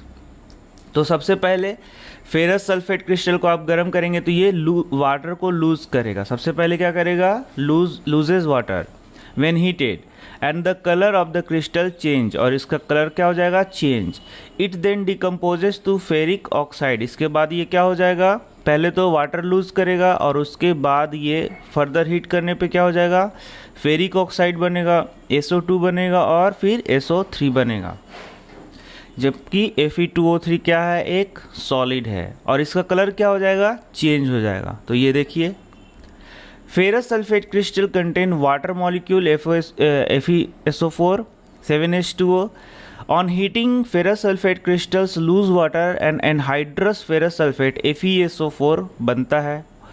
Anhydrous का मतलब है इसमें से 7H2O उड़ गया है। इसके बाद ये फर्दर टूटता है, ये मैंने बताया आपको, Fe2O3 SO2 और SO3 में टूटता है और इसका कलर चेंज हो जाता है ग्रीन से वाइट में। तो ये आपको पता चल गया कि ये कैसा कलर चेंज हो जाता है, पहले था ग्रीन और अब क्या हो गया, वाइट। तो पहले फेरस सल्फेट क्रिस्टल का कलर कैसा था, ग्रीन, और अब कैसा हो गया है, वाइट। इसी के साथ आप देख सकते हैं यहाँ पे ये फेरस सल्फेट क्रिस्टल जो कि गर्म करने के बाद इसका देख सकते हैं प्रोडक्ट, ये 3 प्रोडक्ट्स में टूट रहा है। तो ये रिएक्टेंट कितना है, सिंगल रिएक्टेंट है, और प्रोडक्ट देख रहे हैं बहुत सारे प्रोडक्ट हैं। तो आप क्या कह सकते हैं कि ये डिकम्पोज हो गया है या फिर टूट गया है। हाँ, इसे हम कह सकते हैं कि ये क्या हो गया है, टूट रहा है। In this reaction you can observe that a single reactant breaks down to give simpler products। और इसे ही हम लोग कहते हैं डिकम्पोजिशन रिएक्शन। तो आपने देखा किस प्रकार से एक उदाहरण के द्वारा आपको डिकम्पोजिशन रिएक्शन को समझाया गया। डिकम्पोजिशन रिएक्शन किसे कहते हैं? जब एक सिंगल रिएक्टेंट ब्रेकडाउन होता है या टूटता है और अलग अलग प्रोडक्ट्स का फॉर्मेशन करता है, तो उसे हम लोग क्या बोलते हैं? डिकम्पोजिशन रिएक्शन कहते हैं। ठीक है, तो चलिए, तो नेक्स्ट क्वेश्चन लिख लीजिए, व्हाट इज़ डिकम्पोजिशन रिएक्शन। इसका आंसर आप यहाँ से कर सकते हैं। तो जो भी मैं प्रश्न आपको बता रहा हूँ उसका आंसर भी यहीं पे मैं बताते चल रहा हूँ, ताकि आपको लगे कि मैं अच्छी तरीके से सीख पा रहा हूँ। चलिए अब आगे बढ़ते हैं। Decomposition of calcium carbonate to calcium oxide and carbon dioxide on heating is an important decomposition reaction used in various industries। तो ये भी एक प्रश्न पहले आप लिख लीजिए, उसके बाद मैं आपको आंसर बता देता हूँ। प्रश्न लिख लीजिए, How CaCO3 is decomposed? How CaCO3 is decomposed? ये प्रश्न लिख लीजिए और इसका आंसर मैं बता देता हूँ। तो जब CaCO3 को, जिसे हम लोग क्या बोलते हैं? लाइमस्टोन बोलते हैं। ये भी प्रश्न एग्जाम में आता है, ये आप इसका कॉमन नाम हमेशा याद रखते जाइए। CaCO3 को बोलते हैं कैल्शियम कार्बोनेट और इसका कॉमन नेम क्या हो गया? लाइमस्टोन। कैल्शियम ऑक्साइड को क्या बोलते हैं? क्विकलाइम। तो आप बता दीजिए CaOH का होल 2, इसका क्या नाम हो गया? कैल्शियम हाइड्रोक्साइड का कॉमन नाम क्या है? यदि आपको नहीं पता तो पीछे के वीडियो मैंने पढ़ाया है, वहाँ आप देख सकते हैं। तो कैल्शियम कार्बोनेट को जब हीट किया जाता है तो वो कैल्शियम ऑक्साइड और कार्बन डाइऑक्साइड में ब्रेक करता है। CaCO3 को जब हीट किया जाएगा तो कैल्शियम ऑक्साइड और CO2 में वो क्या हो जाएगा? ब्रेक हो जाएगा। तो आप देख सकते हैं ये डिकम्पोज हो रहा है। तो ये किसका उदाहरण हो गया? डिकम्पोजिशन रिएक्शन का उदाहरण हो गया। तो एक और प्रश्न यहाँ से आप लिख लीजिए, give example of decomposition reaction. तो आप यहाँ ये उदाहरण दे सकते हैं, एग्जाम्पल दे सकते हैं, ये भी एग्जाम्पल दे सकते हैं। अब भी बहुत सारे प्रश्न होते हैं, एक पैराग्राफ में बहुत सारे प्रश्न होते हैं। उन सारे प्रश्नों को आप जब तक नहीं जानेंगे तब तक आप NCERT को सही प्रकार से नहीं समझ सकते हैं, इसलिए मैं सारे प्रश्नों को आपको लिखाते चल रहा हूँ। तो ये तो पहले प्रश्न का आंसर यहाँ से आप लिख सकते हैं, decomposition of calcium carbonate to calcium oxide and carbon dioxide on heating is an यहाँ तक लिख सकते हैं कि CaCO3 डिकम्पोज होकर क्या बनाएगा? कैल्शियम ऑक्साइड बनाएगा और क्या बनाएगा? कार्बन डाइऑक्साइड बनाएगा। अच्छा, इसका बहुत इंपॉर्टेंट यूज़ है इंडस्ट्री के लिए, इसी के लिए हम लोग प्रोसेस करते हैं। Calcium oxide is called lime और क्विकलाइम। देख रहे हैं आप, बहुत इंपॉर्टेंट क्वेश्चन है, ये भी आप लिख लीजिए। What is the name of, या फिर what is the common name of calcium oxide? क्या नाम है इसका? आंसर में लिख लीजिए, लाइम और quicklime. It has many uses, one is in the manufacture of cement. तो ये देख सकते हैं कैल्शियम ऑक्साइड का यहाँ पे यूज़ दिया है, जो कि सीमेंट इंडस्ट्री में इसका यूज होता है। When a decomposition reaction is carried out by heating it is called thermal decomposition. तो ये हमारा नेक्स्ट प्रश्न है, इसे भी लिख लें, what is thermal decomposition? Thermal decomposition. तो आप देख सकते हैं व्हाट इज़ थर्मल डिकम्पोजिशन। तो ये थर्म मतलब मैंने आपको क्या बताया है? हीट बताया है।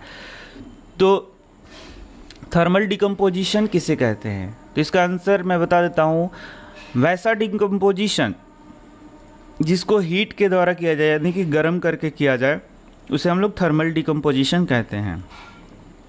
When a decomposition reaction is carried out by heating, यदि डिकम्पोजिशन को हम लोग हीट के द्वारा करते हैं तो उसे हम लोग थर्मल डिकम्पोजिशन कहते हैं। तो यही मैंने प्रश्न आपको लिखवाया है, what is thermal decomposition, give an example.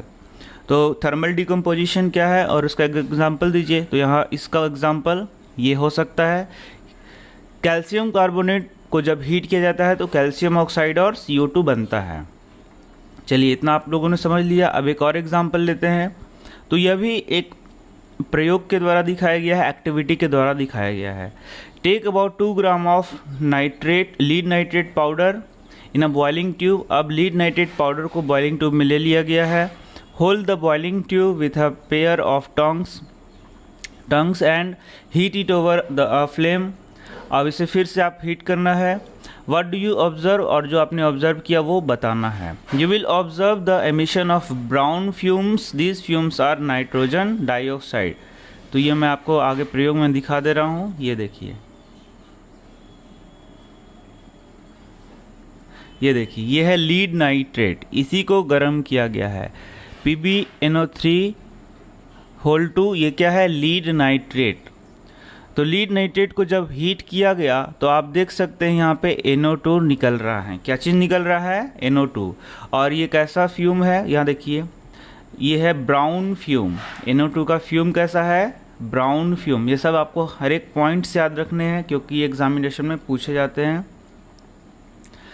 तो जब लीड नाइट्रेट को हीट किया जाता है तो ब्राउन फ्यूम निकलता है और वह किस चीज़ का होता है, नाइट्रोजन डाइऑक्साइड का होता है। तो ये कैसा रिएक्शन है, तो ये भी रिएक्शन है डिकम्पोजिशन रिएक्शन। आप देख सकते हैं यहाँ पे लीड नाइट्रेट को हम लोग हीट कर रहे हैं और हीट करने के बाद ये तो सिंगल रिएक्टेंट है और ये देख सकते हैं 3 प्रोडक्ट बन रहा है। तो ये भी किसका उदाहरण हो गया, डिकम्पोजिशन रिएक्शन का उदाहरण हो गया। चलिए, अब ये डिकम्पोजिशन रिएक्शन का उदाहरण है और यहाँ पे क्या निकल रहा है, फ्यूम्स निकल रहे हैं, ब्राउन फ्यूम्स, जो कि क्या है, नाइट्रोजन डाइऑक्साइड। तो यहाँ भी एक प्रश्न लिख लिए, what happens when lead nitrate is heated. यदि लीड नाइट्रेट को हीट किया जाता है तो क्या होता है। अब देखिए, अब एक और एक्टिविटी आ गया 1.7 और 1.7 आप देख सकते हैं, इसका यहाँ पे डायग्राम बनाया गया है।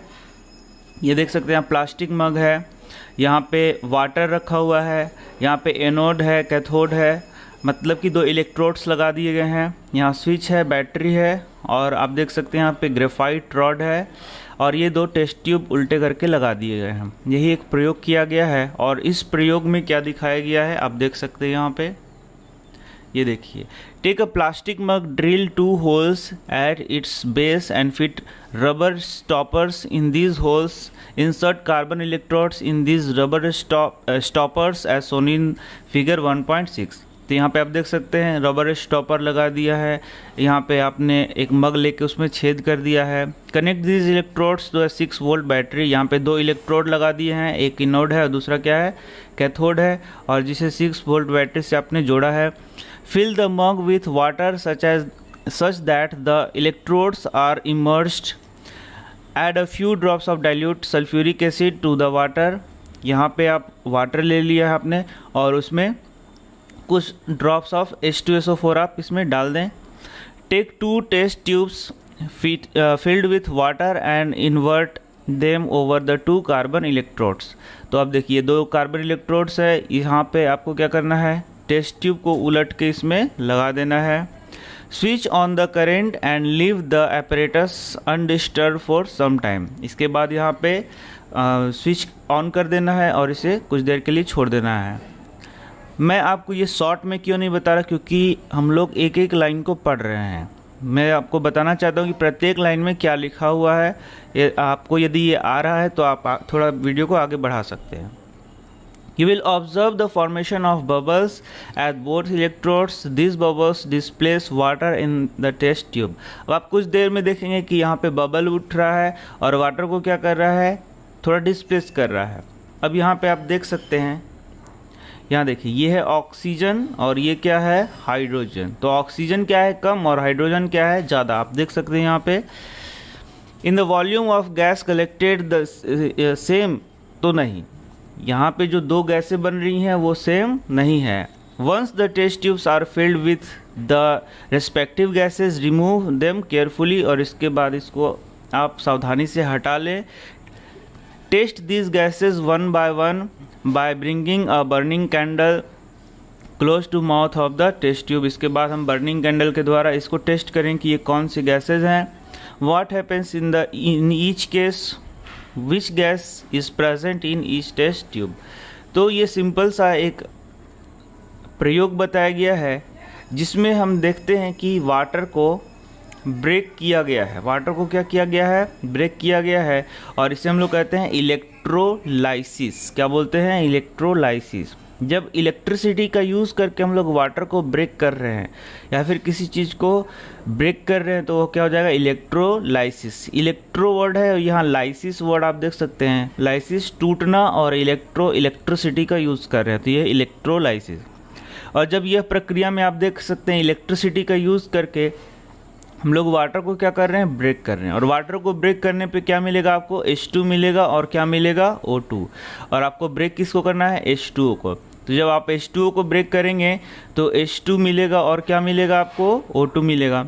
चलिए अब देखिए, तो यहाँ पे मान लीजिए कि आप 2H2O को ब्रेक कर रहे हैं, तो 2H2 प्लस क्या हो गया आपका, H2 कितना मिला, 2, तो O2 कितना मिला, 1। तो यदि H2 2 है तो O कितना है, 1। तो ज़्यादा कौन हो गया, हाइड्रोजन, और कम कौन हो गया, ऑक्सीजन। तो यहाँ भी आप देख सकते हैं कि हाइड्रोजन है ज़्यादा और ऑक्सीजन क्या है, कम। और यहाँ भी आप देख सकते हैं यह H2O है, एक सिंगल रिएक्टेंट है जो कि 2 प्रोडक्ट्स में टूट रहा है। तो इसे भी हम लोग क्या बोलेंगे, इसे भी हम लोग डिकम्पोजिशन रिएक्शन बोलेंगे।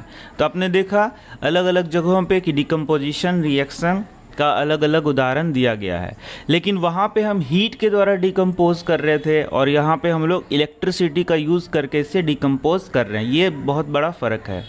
तो डिकम्पोजिशन रिएक्शन करने के लिए थोड़ा मैं बताता हूँ, आगे थोड़ा बढ़ता हूँ। तो डिकम्पोजिशन रिएक्शन करने के लिए जो required energy either in the form of heat हो सकता है, लाइट हो सकता है, इलेक्ट्रिसिटी हो सकता है, कुछ भी हो सकता है। हीट के द्वारा आप डिकम्पोजिशन रिएक्शन करा सकते हैं, लाइट के द्वारा करा सकते हैं, इलेक्ट्रिसिटी के द्वारा करा सकते हैं। फॉर ब्रेकिंग डाउन रिएक्टेंट्स को तोड़ने के लिए आप हीट, लाइट और इलेक्ट्रिसिटी का यूज़ कर सकते हैं। तो हम लोगों ने हीट का डिकम्पोजिशन देख लिया, इसे हम लोग थर्मल डिकम्पोजिशन कहते हैं। इलेक्ट्रिसिटी का देख लिया, इलेक्ट्रोलाइसिस। लेकिन अब लाइट का देखेंगे कि क्या लाइट के द्वारा भी डिकम्पोजिशन हो सकता है। तो चलिए आगे बढ़ते हैं। तो यहाँ भी एक प्रयोग दिखाया गया, बहुत सिंपल सा प्रयोग है। Take 2 gram of silver chloride, 2 gram silver chloride ले लिया जाए। Place this china dish in sunlight for some time, एक चाइना डिश में मतलब कि एक चीनी मिट्टी के बर्तन में आप क्या ले लीजिए, 2 ग्राम सिल्वर क्लोराइड ले लीजिए, AgCl। उसको धूप में आपको रख देना है। You will see that white silver chloride turns grey in sunlight. चलिए यहाँ से एक प्रश्न आप पहले लिख लीजिए। प्रश्न ये है, how silver chloride is decomposed, silver chloride कैसे डिकम्पोज होता है। And how the colour of silver chloride changes, और किस प्रकार से सिल्वर क्लोराइड का कलर चेंज होता है। You will see that white silver chloride turns grey in sunlight. तो पहले आप देख लीजिए, सिल्वर क्लोराइड को जब सनलाइट में रखा जाएगा तो ये डिकम्पोज होगा। इसका आंसर ये है कि जब सिल्वर क्लोराइड को सनलाइट में रखा जाएगा तो ये क्या हो जाएगा, डिकम्पोज। और किस प्रकार से इसका कलर चेंज होता है, तो यह सिल्वर क्लोराइड किस रूप में वाइट से कैसा हो जाता है, ग्रे। वाइट से कैसा कलर में टर्न हो जाता है, ग्रे में बदल जाता है। तो ये सारे जितने भी प्रश्न मैं बता रहा हूँ ये बहुत ही इंपॉर्टेंट प्रश्न है जो कि एग्जामिनेशन में पूछे जाते हैं। तो प्रत्येक लाइन से मैं प्रश्न बताते जा रहा हूँ ताकि आपको कोई भी कन्फ्यूज़न ना हो और आप हर एक बातों को अच्छी तरीके से समझ सकें। This is due to the decomposition of silver chloride into silver and chlorine by light. तो सिल्वर क्लोराइड किस चीज़ में टूट गया, सिल्वर और क्लोरीन में टूट जाएगा। क्यों, लाइट के कारण, ये सनलाइट के कारण वह टूट जा रहा है। आगे भी एक और उदाहरण दिया हुआ है। इसी प्रकार से AgBr किस चीज़ में टूट जाएगा, Ag और Br2 में टूट जाएगा। किसकी उपस्थिति में, सनलाइट की उपस्थिति में। तो इस प्रकार से आप देख सकते हैं कि यहाँ पे डिकम्पोजिशन रिएक्शन हो रहा है। The above reaction are used in black and white photography. तो ब्लैक एंड वाइट फोटोग्राफी में इस रिएक्शन का यूज़ होता है। What form of energy is causing this decomposition reaction, यही मैंने आपको बताया यहाँ पे अभी। हालांकि आप एक प्रश्न लिख लें, प्रश्न ये है, यही प्रश्न है, What form of energy is causing this decomposition reaction। तो आप ऐसे लिख सकते हैं कि What form of energy is causing decomposition reaction, ये प्रश्न आपने लिख लिया। चलिए इसका आंसर यहाँ पे आप देख सकते हैं। तो हीट हो सकता है, लाइट हो सकता है, और क्या हो सकता है, इलेक्ट्रिसिटी हो सकता है, जिसके द्वारा डिकम्पोजिशन रिएक्शन होगा। तो हम लोग शुरुआत करते हैं डिस्प्लेसमेंट रिएक्शन। तो अभी तक जो आपने पढ़ा वहाँ आपने देखा कि कोई भी रिएक्शन को एक्सप्लेन करना है उसके लिए पहले आपको एक एक्टिविटी पढ़ाया जाता है। NCERT में सबसे पहले हम लोग क्या शुरू करते हैं, एक्टिविटी, उसके बाद उस रिएक्शन के बारे में बताया जाता है। तो यहाँ भी देखिए डिस्प्लेसमेंट रिएक्शन को एक्सप्लेन करने के लिए एक एक्टिविटी दिखाया गया है। तो इन एक्टिविटीज़ से भी बहुत इंपॉर्टेंट प्रश्न आते हैं।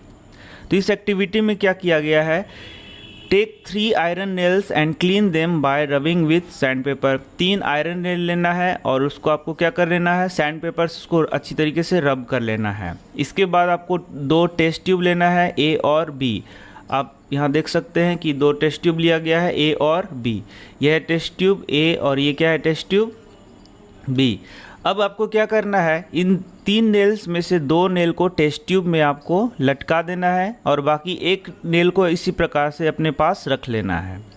ठीक है, इसके बाद 20 मिनट बाद ये जो 2 नेल्स को आपने इसमें लटकाया था उसे वापस बाहर निकाल लेना है और फिर उसे ऑब्ज़र्व करना है कि क्या हुआ है। यही ये एक्टिविटी लिखा गया है। चलिए, तो अब देखते हैं यहाँ पे कि आखिर हुआ क्या है। तो जब आप 2 टेस्ट ट्यूब को ऑब्ज़र्व करेंगे तो एक तो ऐसा टेस्ट ट्यूब था जिसको आपने इसी प्रकार से छोड़ दिया था, मतलब यहाँ पे कोई एक्टिविटी आपने नहीं की थी, जबकि दूसरे टेस्ट ट्यूब में आपने एक्टिविटी को किया था। तो पहले एक्टिविटी में जो कॉपर सल्फेट का कलर था वो कैसा है, ब्लू, आप देख सकते हैं। लेकिन दूसरे टेस्ट ट्यूब में जो कलर है वो क्या हो जाता है, फेड हो जाता है, यानी कि क्या हो जाता है, वो फीका हो जाता है। इसी प्रकार से आयरन नेल को भी देख लें। पहला जो आयरन नेल था वो आपके पास था, उससे कोई भी एक्टिविटी आपने नहीं किया था, जबकि दूसरे आयरन नेल का कलर क्या हो जाता है, चेंज हो जाता है। तो इस एक्टिविटी के करने के बाद प्रश्न पूछा जाता है, why does the iron nail become brownish in colour and the blue colour of copper sulphate solution fade. तो इस एक्टिविटी के बाद आप देख सकते हैं कि फेरस सल्फेट का ब्लू कलर फेड हो जाता है, आयरन नेल क्या हो जाता है, इसका भी कलर चेंज हो जाता है, ब्राउन हो जाता है। तो आखिर ये क्यों होता है, तो इसको एक्सप्लेन इस प्रकार से किया जाता है, the following chemical reaction takes place in this activity. तो इस एक्टिविटी में जो केमिकल रिएक्शन हो रहा है उसे इस प्रकार से दिखाया गया है। Fe प्लस CuSO4 से बना है FeSO4 प्लस Cu। यह बताता है कि आयरन कॉपर सल्फेट से रिएक्शन करता है और फेरस सल्फेट का फॉर्मेशन करता है, या फिर बोलें कि आयरन सल्फेट का फॉर्मेशन करता है और कॉपर यहाँ से निकलता है। और यह रिएक्शन आप यदि ध्यान से देखें तो आप देख सकते हैं यहाँ पे से कॉपर डिस्प्लेस हो रहा है और आयरन यहाँ पे आ रहा है। इसका मतलब है यह एक उदाहरण है डिस्प्लेसमेंट रिएक्शन का। इन this reaction iron has displaced और रिमूव्ड अनदर एलिमेंट कॉपर। तो यहाँ पे आप देख सकते हैं कि आयरन जो है वह कॉपर को क्या कर दे रहा है, डिस्प्लेस कर दे रहा है, और इस प्रकार के रिएक्शन को हम लोग कहते हैं डिस्प्लेसमेंट रिएक्शन। तो पहला प्रश्न आप लिख लीजिए, व्हाट इज डिस्प्लेसमेंट रिएक्शन, और दूसरा प्रश्न लिख लीजिए, give 3 examples of displacement reaction. तो आप यहाँ देख सकते हैं 2 और एग्जाम्पल लिखा हुआ है। Zn प्लस CuSO4 से बन रहा है ZnSO4 प्लस Cu, और Pb प्लस CuCl2 से बन रहा है PbCl2 प्लस Cu। तो ये भी 2 गो डिस्प्लेसमेंट रिएक्शन का उदाहरण है। तो अब एक नेक्स्ट बात आती है कि ये Cu को Zn क्यों डिस्प्लेस कर रहा है, या Pb जो है Cu को क्यों डिस्प्लेस कर रहा है। इसका आंसर भी यहाँ पे लिखा हुआ है। तो zinc and lead are more reactive elements than copper. Zinc और लीड क्या है, कॉपर से ज़्यादा रिएक्टिव है, इसलिए वे कॉपर को क्या कर दे रहे हैं, डिस्प्लेस कर दे रहे हैं। और इस प्रकार के रिएक्शन को हम लोग क्या बोलते हैं, displacement reaction. The reaction in which one element displaces the other element is called displacement reaction. या फिर कह सकते हैं a reaction in which more reactive element displaces the other less reactive element is called as displacement reaction. चलिए, अब इसके बाद हम लोग देखते हैं डबल डिस्प्लेसमेंट रिएक्शन। तो जैसे नाम से ही पता चल रहा है, यहाँ पे डिस्प्लेसमेंट था और यहाँ पे डबल डिस्प्लेसमेंट है, तो यहाँ पे 2 बार डिस्प्लेसमेंट होगा। चलिए, इसके लिए भी एक एक्टिविटी दिखाया गया है। इसमें सबसे पहले आप सोडियम सल्फेट लेते हैं, एक टेस्ट ट्यूब में सोडियम सल्फेट और दूसरे टेस्ट ट्यूब में बेरियम क्लोराइड लेते हैं, और दोनों का हम लोग क्या कराते हैं, रिएक्शन कराते हैं। यहाँ आप देख सकते हैं यह है सोडियम सल्फेट और यहाँ क्या है, बेरियम क्लोराइड। और जब रिएक्शन होता है तो बेरियम सल्फेट का प्रेसिपिटेट बनता है, जो कि मैं बताने वाला हूँ कि क्या होता है, और क्या बनता है, सोडियम क्लोराइड बनता है। तो यहाँ आप देख सकते हैं, यहाँ बेरियम और सल्फेट आपस में मिल गए और बेरियम सल्फेट बनाया, और सोडियम और क्लोराइड मिल गए और क्या बना दिया, सोडियम क्लोराइड। तो यहाँ पे आप देख सकते हैं ये आयन का एक्सचेंज हो जा रहा है, और ये 2 बार हो रहा है, एक बार ये हो रहा है और एक बार ये हो रहा है, इसलिए इसे हम लोग कहते हैं डबल डिस्प्लेसमेंट रिएक्शन। तो चलिए सबसे पहले देख लेते हैं। पहला क्वेश्चन लिख लीजिए, what is double displacement reaction. यहाँ देखिए आंसर दिया हुआ है, such reactions in which there is an exchange of ions between the reactants are called double displacement reaction. जैसे कि सल्फेट आयन और बेरियम आयन आपस में मिल गए, यहाँ आप देख सकते हैं आयन का एक्सचेंज हो रहा है। ये देखिए सोडियम और बेरियम ये दोनों एक्सचेंज कर जा रहे हैं और बन जा रहा है बेरियम सल्फेट और सोडियम क्लोराइड। तो इस प्रकार से जब आयन एक्सचेंज से आप देख सकते हैं, such reaction in which there is an ion exchange of ions, किस चीज़ का एक्सचेंज हो रहा है, आयन का एक्सचेंज हो रहा है between the reactant are called double displacement reaction. तो रिएक्टेंट के बीच में आयन का एक्सचेंज होने के बाद जो प्रोडक्ट बन रहे हैं, तो इस प्रकार के रिएक्शन को हम लोग क्या बोल रहे हैं, डबल डिस्प्लेसमेंट रिएक्शन। तो यह प्रश्न हो गया। तो एक दो प्रश्न और हैं जो मैं आपको बता देता हूँ। यह प्रश्न करता है, इस प्रश्न को पहले लिख लीजिए। पहला प्रश्न है व्हाट इज़ प्रेसिपिटेट और दूसरा प्रश्न है व्हाट इज़ प्रेसिपिटेशन रिएक्शन। ये दोनों लिख लीजिए। तो ये प्रेसिपिटेट क्या होता है, तो जब कोई केमिकल रिएक्शन होता है और कुछ इनसोल्यूबल सब्सटेंस बनते हैं जो कि इस रिएक्शन के बाद जमने लगते हैं या फिर बोले कि जो सोल्यूबल नहीं होते हैं, तो उन्हें हम लोग बोलते हैं प्रेसिपिटेट। तो यहाँ भी देख सकते हैं यह जो रिएक्शन था हमारा, यह भी एक यहाँ भी प्रेसिपिटेट बनता है। बेरियम सल्फेट का क्या बनता है, प्रेसिपिटेट बनता है। You will observe that white substance which is insoluble in water is formed. This insoluble substance formed is known as precipitate. तो हम लोग precipitate किसे कहते हैं, in any chemical reaction when a insoluble substance is formed, white insoluble substance is formed, it is called as precipitate. And this type of reaction is called as precipitation reaction. और वैसे reaction जिसमें precipitate बनता है उसे हम लोग क्या बोलते हैं, प्रेसिपिटेशन रिएक्शन। तो आप यहाँ भी देख सकते हैं, ये है सोडियम सल्फेट जब बेरियम क्लोराइड से रिएक्ट करता है तो बेरियम सल्फेट का क्या बनाता है, प्रेसिपिटेट बनाता है, और ये क्या बनता है, सोडियम क्लोराइड। तो इस प्रकार से यह एक एग्जाम्पल हो गया प्रेसिपिटेशन रिएक्शन का। तो ये भी प्रश्न पूछा जाता है, give an example of precipitation reaction. तो यह प्रेसिपिटेशन रिएक्शन का उदाहरण। तो आप देख सकते हैं ये BaSO4 के बाद मैंने एरो दिया है। तो यदि आप नीचे का एरो देते हैं तो इसका मतलब होता है प्रेसिपिटेट बन रहा है। चलिए इसके बाद एक और यहाँ पे एक्टिविटी दिया हुआ है चैप्टर के फर्स्ट में, जो कि प्रेसिपिटेशन माफ़ करिएगा, जो कि डबल डिस्प्लेसमेंट रिएक्शन को दिखाता है। तो यह है आपका लीड टू नाइट्रेट का रिएक्शन पोटेशियम आयोडाइड से। मैं दिखा देता हूँ, यह है आपका लीड टू नाइट्रेट का रिएक्शन किससे हो रहा है, आपका देख सकते हैं यहाँ लीड टू नाइट्रेट का रिएक्शन पोटेशियम आयोडाइड से। Ki मतलब क्या होता है, पोटेशियम आयोडाइड। तो यहाँ भी आप देख सकते हैं आयन एक्सचेंज हो रहा है, Pb I से मिल जा रहा है और KNO3 से मिल जा रहा है। तो यदि आयन एक्सचेंज हो रहा है और अभी बन रहा है PbI2 और 2KNO3 बन रहा है, तो ये भी कैसा उदाहरण है, डबल डिस्प्लेसमेंट का उदाहरण है। तो यहाँ से एक और प्रश्न होता है, give 2 examples of double displacement reaction. तो आप इसको लिख सकते हैं ये दोनों उदाहरण या फिर एग्जांपल्स को। चलिए अब हम लोग आज पढ़ने वाले हैं ऑक्सीडेशन एंड रिडक्शन। सबसे पहले मैं बता दूं ये बहुत ही विस्तृत चैप्टर होता है। यदि आप हेल्प बुक की मदद से पढ़ेंगे या क्लास 11th में पढ़ेंगे तो ये बहुत ही लंबा चैप्टर है, लेकिन ये NCERT में बड़ा शॉर्ट में आपको बताया गया है। तो जितना नियम यहाँ बताए गए हैं वही मैं आपको बताने वाला हूँ। तो यहाँ जैसे कि आप जान रहे हैं, जितने भी आपने टॉपिक्स पढ़े उसके पहले आपको एक्टिविटी देखना होता है। तो यहाँ भी एक एक्टिविटी आप देख सकते हैं, heat a China dish containing about 1 gram of copper powder. एक चाइना डिश लें, उसमें कॉपर पाउडर के 1 ग्राम को रखें और उसे गर्म करें और इसके बाद इसे ऑब्जर्व करें कि क्या होता है। ठीक है, यही एक प्रयोग था। चलिए, the surface of copper powder becomes coated with black copper 2 oxide. तो ये जो कॉपर पाउडर है उसका सरफेस या फिर बोलें कि वह किससे कोटेड हो जाता है, तो ब्लैक कॉपर 2 ऑक्साइड से कोटेड हो जाता है। Why has this black substance form. तो यह प्रश्न है कि ये ब्लैक सब्सटेंस क्यों बना गया है। This is because oxygen is added to copper and copper oxide is formed. तो इसका आंसर यह बताया जा रहा है क्योंकि ऑक्सीजन कॉपर से मिला है और कॉपर ऑक्साइड का फॉर्मेशन हुआ है।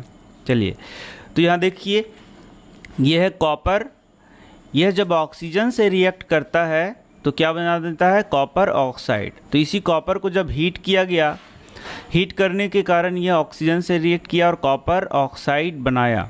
और ये कॉपर ऑक्साइड कैसा कलर का होता है, ब्लैक कलर का होता है। तो पहला प्रश्न लिख लीजिए, what happens when copper powder is heated. क्या होता है जब कॉपर पाउडर को हीट किया जाता है। इसका आंसर आप समझ गए हैं।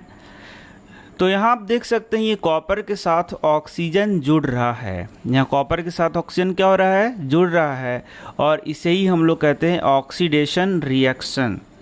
वैसे रिएक्शन जिसमें ऑक्सीजन जुड़ता है या ऑक्सीजन का जुड़ना क्या कहलाता है, ऑक्सीडेशन रिएक्शन, यानी कि ये जो कॉपर है वो ऑक्सीडाइज्ड हो गया है। चलिए आगे बढ़ते हैं। If hydrogen gas is passed over this heated material CuO। अब ये Cu है, कॉपर ऑक्साइड है, उसके ऊपर से H2 गैस पास कराया जाता है। The black coating on the surface turns brown. तो ये ब्लैक कोटिंग जो CuO कैसा है, ब्लैक कोटिंग इसके ऊपर है, तो ये कैसा हो जाता है, turns brown as the reverse reaction takes place and copper is obtained. और कॉपर आपको फिर से प्राप्त हो जाता है। कॉपर का कलर कैसा होता है, ब्राउन होता है। तो यहाँ से आप एक और प्रश्न लिख लें, what happens when H2 is passed over CuO। What happens when H2 is passed over CuO? Copper two oxide के ऊपर जब H2 पास कराया जाता है तो क्या होता है। और इसका आंसर है कि ये जो ब्लैक कॉपर टू ऑक्साइड है वो ब्राउन कॉपर में परिवर्तित हो जाता है। तो ये आपने दो प्रश्न देखा, बहुत ही इंपॉर्टेंट प्रश्न है। ये डायरेक्ट प्रश्न इसी प्रकार से आते हैं आपके बोर्ड एग्जामिनेशन में। ये इन टेक्स्ट प्रश्न है। ये कलर आपको पूछ देगा कि कॉपर टू ऑक्साइड जो कि ब्लैक कलर है, जब H2 से रिएक्शन करता है तो किस कलर में चेंज होता है। ये सारे प्रश्न, तो वो ब्राउन कलर में चेंज होता है। तो यहाँ आप देख सकते हैं ये मात्र एक पैराग्राफ में यहाँ से यहाँ तक में आपको 5 से 6 प्रश्न पूछा जा सकता है। तो आप सारे प्रश्नों के लिए प्रिपेयर हो जाएं। तो if a substance gain oxygen during a reaction it is said to be oxidised. If substance loses oxygen during a reaction it is said to be reduced. तो यहाँ आप देख सकते हैं यहाँ ऑक्सीजन हट रहा है, रिमूव हो रहा है, तो इसे हम लोग बोलते हैं रिडक्शन। तो चलिए अब मैं एकदम फ्रेश आपको बता रहा हूँ। ऑक्सीजन का जुड़ना हो गया ऑक्सीडेशन और ऑक्सीजन का हटना हो गया रिडक्शन। ऑक्सीजन का जुड़ना क्या हो गया, ऑक्सीडेशन, और ऑक्सीजन का हटना क्या हो गया, रिडक्शन। तो यहाँ पे कॉपर ऑक्सीडाइज्ड हो गया है और यहाँ पे कॉपर क्या हो रहा है, रिड्यूस हो रहा है। यहाँ आप देख सकते हैं ये 2 लाइंस में इसका वर्णन किया गया है। If a substance gain oxygen during a reaction it is said to be oxidised. तो यहाँ पे कॉपर क्या हो गया है, oxidised. If a substance loses oxygen during a reaction it is said to be reduce. और दूसरे रिएक्शन में ऑक्सीजन हट रहा है तो ये क्या हो गया है, रिड्यूस्ड हो गया है। तो मैंने तो आपको बताया कि इसके बहुत सारे डेफिनेशन हो सकते हैं, बहुत ही विस्तृत हो सकता है, लेकिन हम लोग सिर्फ NCERT पढ़ रहे हैं इसलिए बस इसी की बात को डिस्कस करेंगे। अब आगे बढ़ते हैं। During this reaction the copper two oxide is losing oxygen and is being reduced. तो इस रिएक्शन में आपने देखा कि कॉपर टू ऑक्साइड ऑक्सीजन को लूज कर रहा है और ये क्या हो जा रहा है, reduce. The hydrogen is gaining oxygen and is being oxidised. जबकि ये हाइड्रोजन के पास तो ऑक्सीजन जुड़ रहा है तो ये क्या हो जा रहा है, ऑक्सीडाइज्ड हो जा रहा है। आप देख सकते हैं, फिर से मैं बता रहा हूँ यहाँ पे, यहाँ देखिए, यहाँ कॉपर से आप देख सकते हैं ये है कॉपर ऑक्साइड, तो यहाँ से ऑक्सीजन हट रहा है तो ये हो गया रिड्यूस। ये क्या हो गया, रिड्यूस। लेकिन हाइड्रोजन से ऑक्सीजन मिल रहा है तो ये क्या हो गया, ऑक्सीडाइज। ये H क्या हो गया, oxidise. The hydrogen is gaining oxygen as being oxidised. In other words one reactant gets oxidised while other reactants get and other gets reduced during a reaction. Such a reaction is called oxidation reduction reaction or redox reaction. तो चलिए एक और प्रश्न आपके लिए बन गया, what is redox reaction? लिख लीजिए, what is redox reaction? इसका आंसर क्या है, in any reaction if oxidation and reduction takes place simultaneously, या फिर बोलेंगे एक साथ जब ऑक्सीडेशन और रिडक्शन रिएक्शन हो रहे हैं तो उन्हें हम लोग क्या बोलते हैं, रिडॉक्स रिएक्शन। यहाँ भी आप देख सकते हैं CuO प्लस H2 से क्या बन गया, Cu प्लस H2O। तो यहाँ कॉपर का क्या हो रहा है, रिडक्शन हो रहा है क्योंकि ऑक्सीजन यहाँ हट रहा है और ऑक्सीजन H से जुड़ रहा है तो यहाँ H का क्या हो जा रहा है, ऑक्सीडेशन। तो यह आपको एग्ज़ाम में आता है आप इसको आइडेंटिफाई करिए कि किस में ऑक्सीडेशन हो रहा है और किस में रिडक्शन हो रहा है।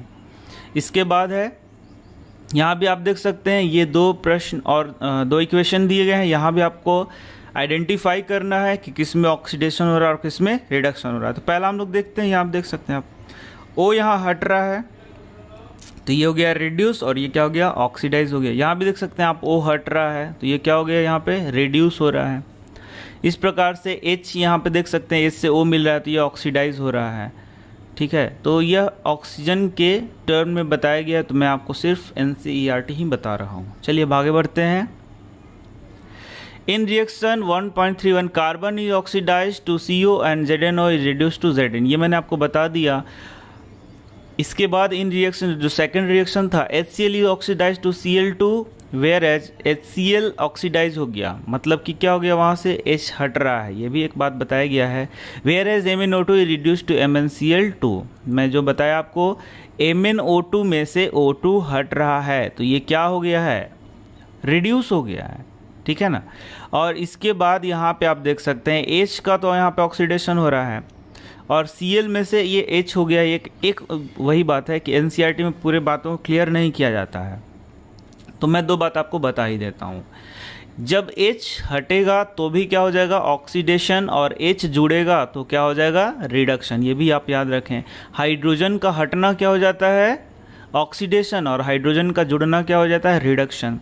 तो यहाँ आप देख सकते हैं हाइड्रोजन यहाँ Cl से हट रहा है तो Cl का क्या हो जाएगा, ऑक्सीडेशन, और यदि कहीं पे हाइड्रोजन जुड़ता है तो वो क्या हो जाएगा, रिडक्शन। तो ये मैंने आपको बता दिया क्योंकि ये बहुत ही विस्तृत चीज़ है, तो आप इसे हेल्प बुक से पढ़ें तो आपको ज़्यादा समझ में आएगी। From the above example we can say that if substances gain oxygen और lose hydrogen during a reaction, ये हाइड्रोजन का बात यहाँ पे लिखा हुआ है।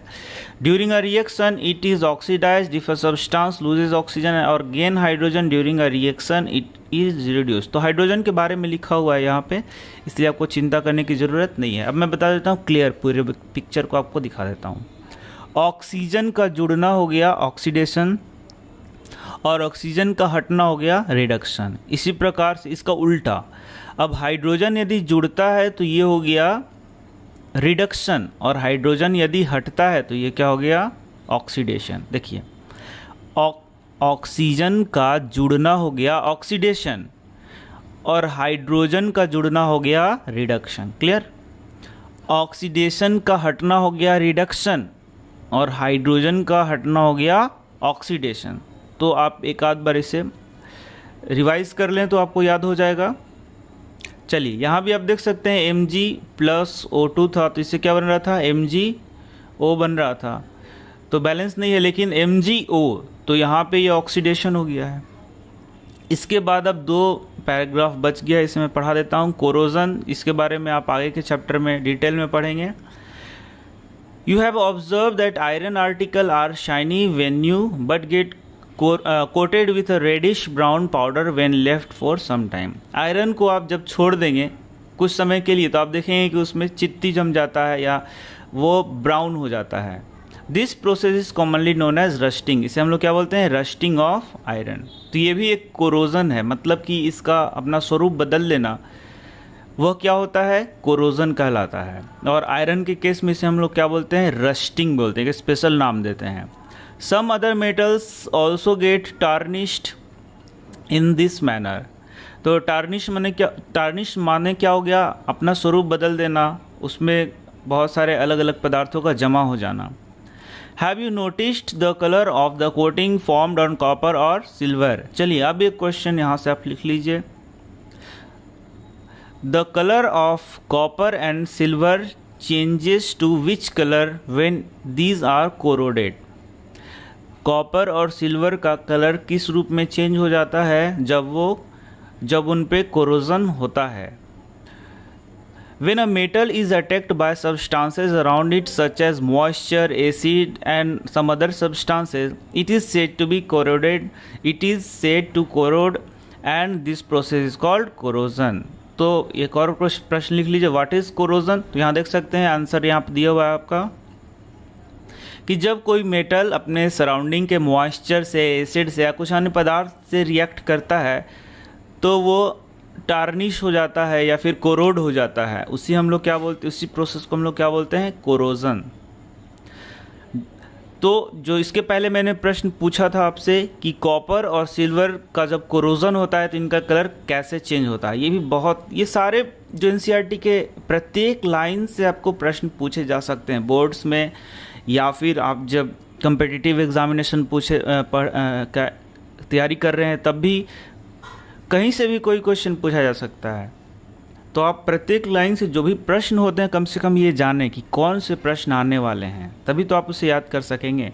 तो यह प्रश्न था कि सिल्वर का कलर कैसे चेंज, मतलब किस कलर में परिवर्तित हो जाता है, तो वह ब्लैक कलर में परिवर्तित हो जाता है या ब्लैक कोटिंग उसके ऊपर चढ़ जाता है। और जो आपका कॉपर है उस पर कैसा कोटिंग चढ़ जाता है, तो ग्रीन कलर। तो आयरन पे कैसा कोटिंग चढ़ जाएगा, तो ब्राउन कलर। तो ये आप याद कर सकते हैं।